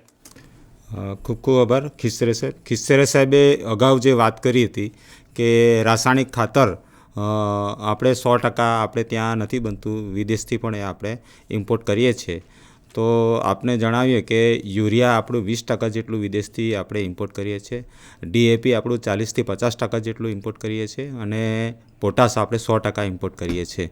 હવે યુદ્ધની પરિસ્થિતિ મુજબ કદાચ ઇમ્પોર્ટ ઓછું થાય તો એની સામે આપણે કઈ રીતે ટકી શકું? તો એકમાત્ર વિકલ્પ છે આપણું પ્રાકૃતિક ખેતી અને એ બાબતે આજની આપણી જે તાલીમ છે એમાં ડૉક્ટર રામાણી સાહેબે અને ખિસ્સરા સાહેબે ખૂબ જ છણાવટથી આપણે જીવામૃત અને ઘન જીવામૃતનો ઉપયોગ DAP અને યુરિયાના વિકલ્પ તરીકે ખૂબ જ સારી રીતે આપણને ઝીણવટભરી આપણે ચર્ચા કરવામાં આવી. એટલે કૃષિ સખી અને CRP મિત્રોને ખાસ મારે નમ્ર વિનંતી છે કે આગામી સમયમાં અત્યારે હાલમાં સ્થાનિક સ્વરાજ્યની જે આદર્શ આચારસંહિતા છે એટલે ખેડૂતોને ભેગા ન કરતા વ્યક્તિગત સંપર્ક કરી અને ઉનાળુ છે અને આગામી ખરીફ ઋતુ પણ આવી રહી છે તો આપણે જે કંઈક આપણે ક્લસ્ટરમાં તમારા ક્લસ્ટરમાં જે વિલિંગ ફાર્મર ઓછા હોય તો એની પસંદગી કરો અને એને આપણે જીવામૃત ને ઘન જીવામૃતનું મહત્ત્વ અને DAP અને યુરિયાના ઓપ્શનમાં આપણે જીવામૃત ને ઘન જીવામૃત કેવી રીતના બનાવી શકાય એનું પ્રેક્ટિકલ નિદર્શન પણ આપો. જેની પાસે દેશી ગાય છે એને આપણે જાતે જીવામૃત ઘન જીવામૃત બનાવતા શીખવો અને જેની પાસે દેશી ગાય નથી તો આપણે ક્લસ્ટર વાઇઝ અથવા બાજુના ક્લસ્ટરમાં આપણે BRC યુનિટ પણ આપણે છેલ્લા 2-3 વર્ષથી આપણે યોજના થકી આપેલા છે. તે એ પણ આપણે એક્ટિવલી કાર્યરત થાય અને જીવામૃત ઘન જીવામૃત બનાવતા થાય અને ખેડૂતો મહત્તમ ઉપયોગ કરે તો આપણે DAP અને યુરિયાનો આપણે વપરાશ આપણે ઘટાડી શકાય. એ બાબતે અત્યારે હાલમાં પણ ખેતીવાડી વિભાગ દ્વારા ખાસ અવેરનેસ કાર્યક્રમ કરી અને DAP અને યુરિયાનો વપરાશ ન્યૂનતમ આપણે કરે અને એનો વપરાશ ઘટાડો થાય એના માટેનું હાલમાં પણ અભિયાન ચાલી રહ્યું છે. બીજું ખાસ કરીને કૃષિ સખી અને CRPને નમ્ર વિનંતી કે તમે અત્યારે હાલમાં જે અગાઉ પણ વાત કરી એ મુજબ આપણે national mission on natural farming અને સોઇલ હેલ્થ કાર્ડ અંતર્ગત આપણે જમીનના નમૂના લેવાના રહેશે. દરેક વિલિંગ ફાર્મરના જમીનનું પૃથ્થકરણ થશે તો ખબર પડશે કે આપણા જમીનનું સ્ટેટસ શું છે. કારણ કે આપણે અગાઉ પણ ડૉક્ટર રામાણી સાહેબે વાત કરી કે આપણે 50 વર્ષની વાત કરી તો આપણો ભારત દેશ એમ જોવા જઈએ તો 5,000 થી 6,000 વર્ષ પુરાણો દેશ છે. તો રાસાયણિક ખાતરનો જે મહત્તમ વપરાશ છે એ છેલ્લા 40 થી 50 વર્ષથી જ આપણે થયો છે. તો આપણે એનો બહુ લાંબો ઇતિહાસ નથી. તો એને લીધે આપણે 40-50 વર્ષમાં રાસાયણિક ખાતરનો આડેધડ વપરાશ કરવાથી આપણી જમીન આપણે બગડી છે. એને પાછું આપણે પ્રાકૃતિક ખેતી થકી અને મહત્તમ જીવામૃત ને ઘન જીવામૃતનો ઉપયોગ કરવાથી ફરી આપણી જે 40-50 વર્ષ અગાઉ જે જમીનનું પોત હતું, આપણે જમીન આપશું પણ ફળદ્રુપ જમીન નહીં આપશું, તેને બદલે આપણે પ્રાકૃતિક ખેતી કરશું તો આપણે એને પણ આપણે સુધારી શકીશું. એટલે કૃષિ સખી અને CRP મિત્રોને ખાસ વિનંતી છે કે આ એક મુહિમ તમે આ ક્લસ્ટરમાં જોડાયા છો તો ક્લસ્ટરના ભાગરૂપે તમારા વિલિંગ ફાર્મર તમામ ખેડૂતો પ્રાકૃતિક ખેતી તરફ વળે એના માટે તમારે પ્રયત્નશીલ રહેવું પડશે. બીજો ખાસ વિશેષ તમામ કૃષિ સખી CRP મિત્રોને વિનંતી કે જે રાસાયણિક ખાતરના વપરાશની ઘટાડાની વાત કરી તો તમારા વિલિંગ ફાર્મર અગાઉ કેટલું તમે જે જીવામૃત ને ઘન જીવામૃતનો વપરાશ કરાવશો અને ત્યારબાદ ખરીફ ઋતુમાં આપણે મહત્તમ ઘન જીવામૃત વાપરશે તો એને કારણે તમારા ક્લસ્ટરમાં કેટલું DAP યુરિયાનો ઘટાડો થયો, કેટલા ખેડૂતો આપણે જીવામૃત ઘન જીવામૃત વાપરતા થયા અને કેટલા પ્રમાણમાં રાસાયણિક ખાતરનો વપરાશ ઘટ્યો એ બાબતે પણ તમારે રિપોર્ટ આપવાનો રહેશે. આભાર. ધન્યવાદ સર. હવે આજ આ પ્રાકૃતિક કૃષિની કાર્યશાળામાં પ્રાકૃતિક કૃષિ ખૂબ જ સરસ અને સરળ ભાષામાં માર્ગદર્શન આપ્યું એવા માનનીય શ્રી PB ખિસ્તરિયા સાહેબ, માનનીય ડૉક્ટર VP રામાણી સાહેબ અને માનનીય NG ગામિત સાહેબ, તેમનો ખૂબ ખૂબ આભાર માનીએ છીએ. તેમજ જિલ્લા અને તાલુકા કક્ષાએ અધિકારીઓશ્રીઓ, કર્મચારીશ્રીઓ, કૃષિ સખી, CRP, કિસાન મિત્રો આ કાર્યક્રમનો લાભ મેળવ્યો એ બદલ આભાર વ્યક્ત કરું છું. અને જેના માધ્યમથી આ કાર્યક્રમ નિહાળવો તે બાયસેગના તમામ અધિકારીઓ અને કર્મચારીશ્રીઓનો આભાર માન્યો છું. હવે આ કાર્યક્રમનો પૂર્ણ કરીએ છીએ.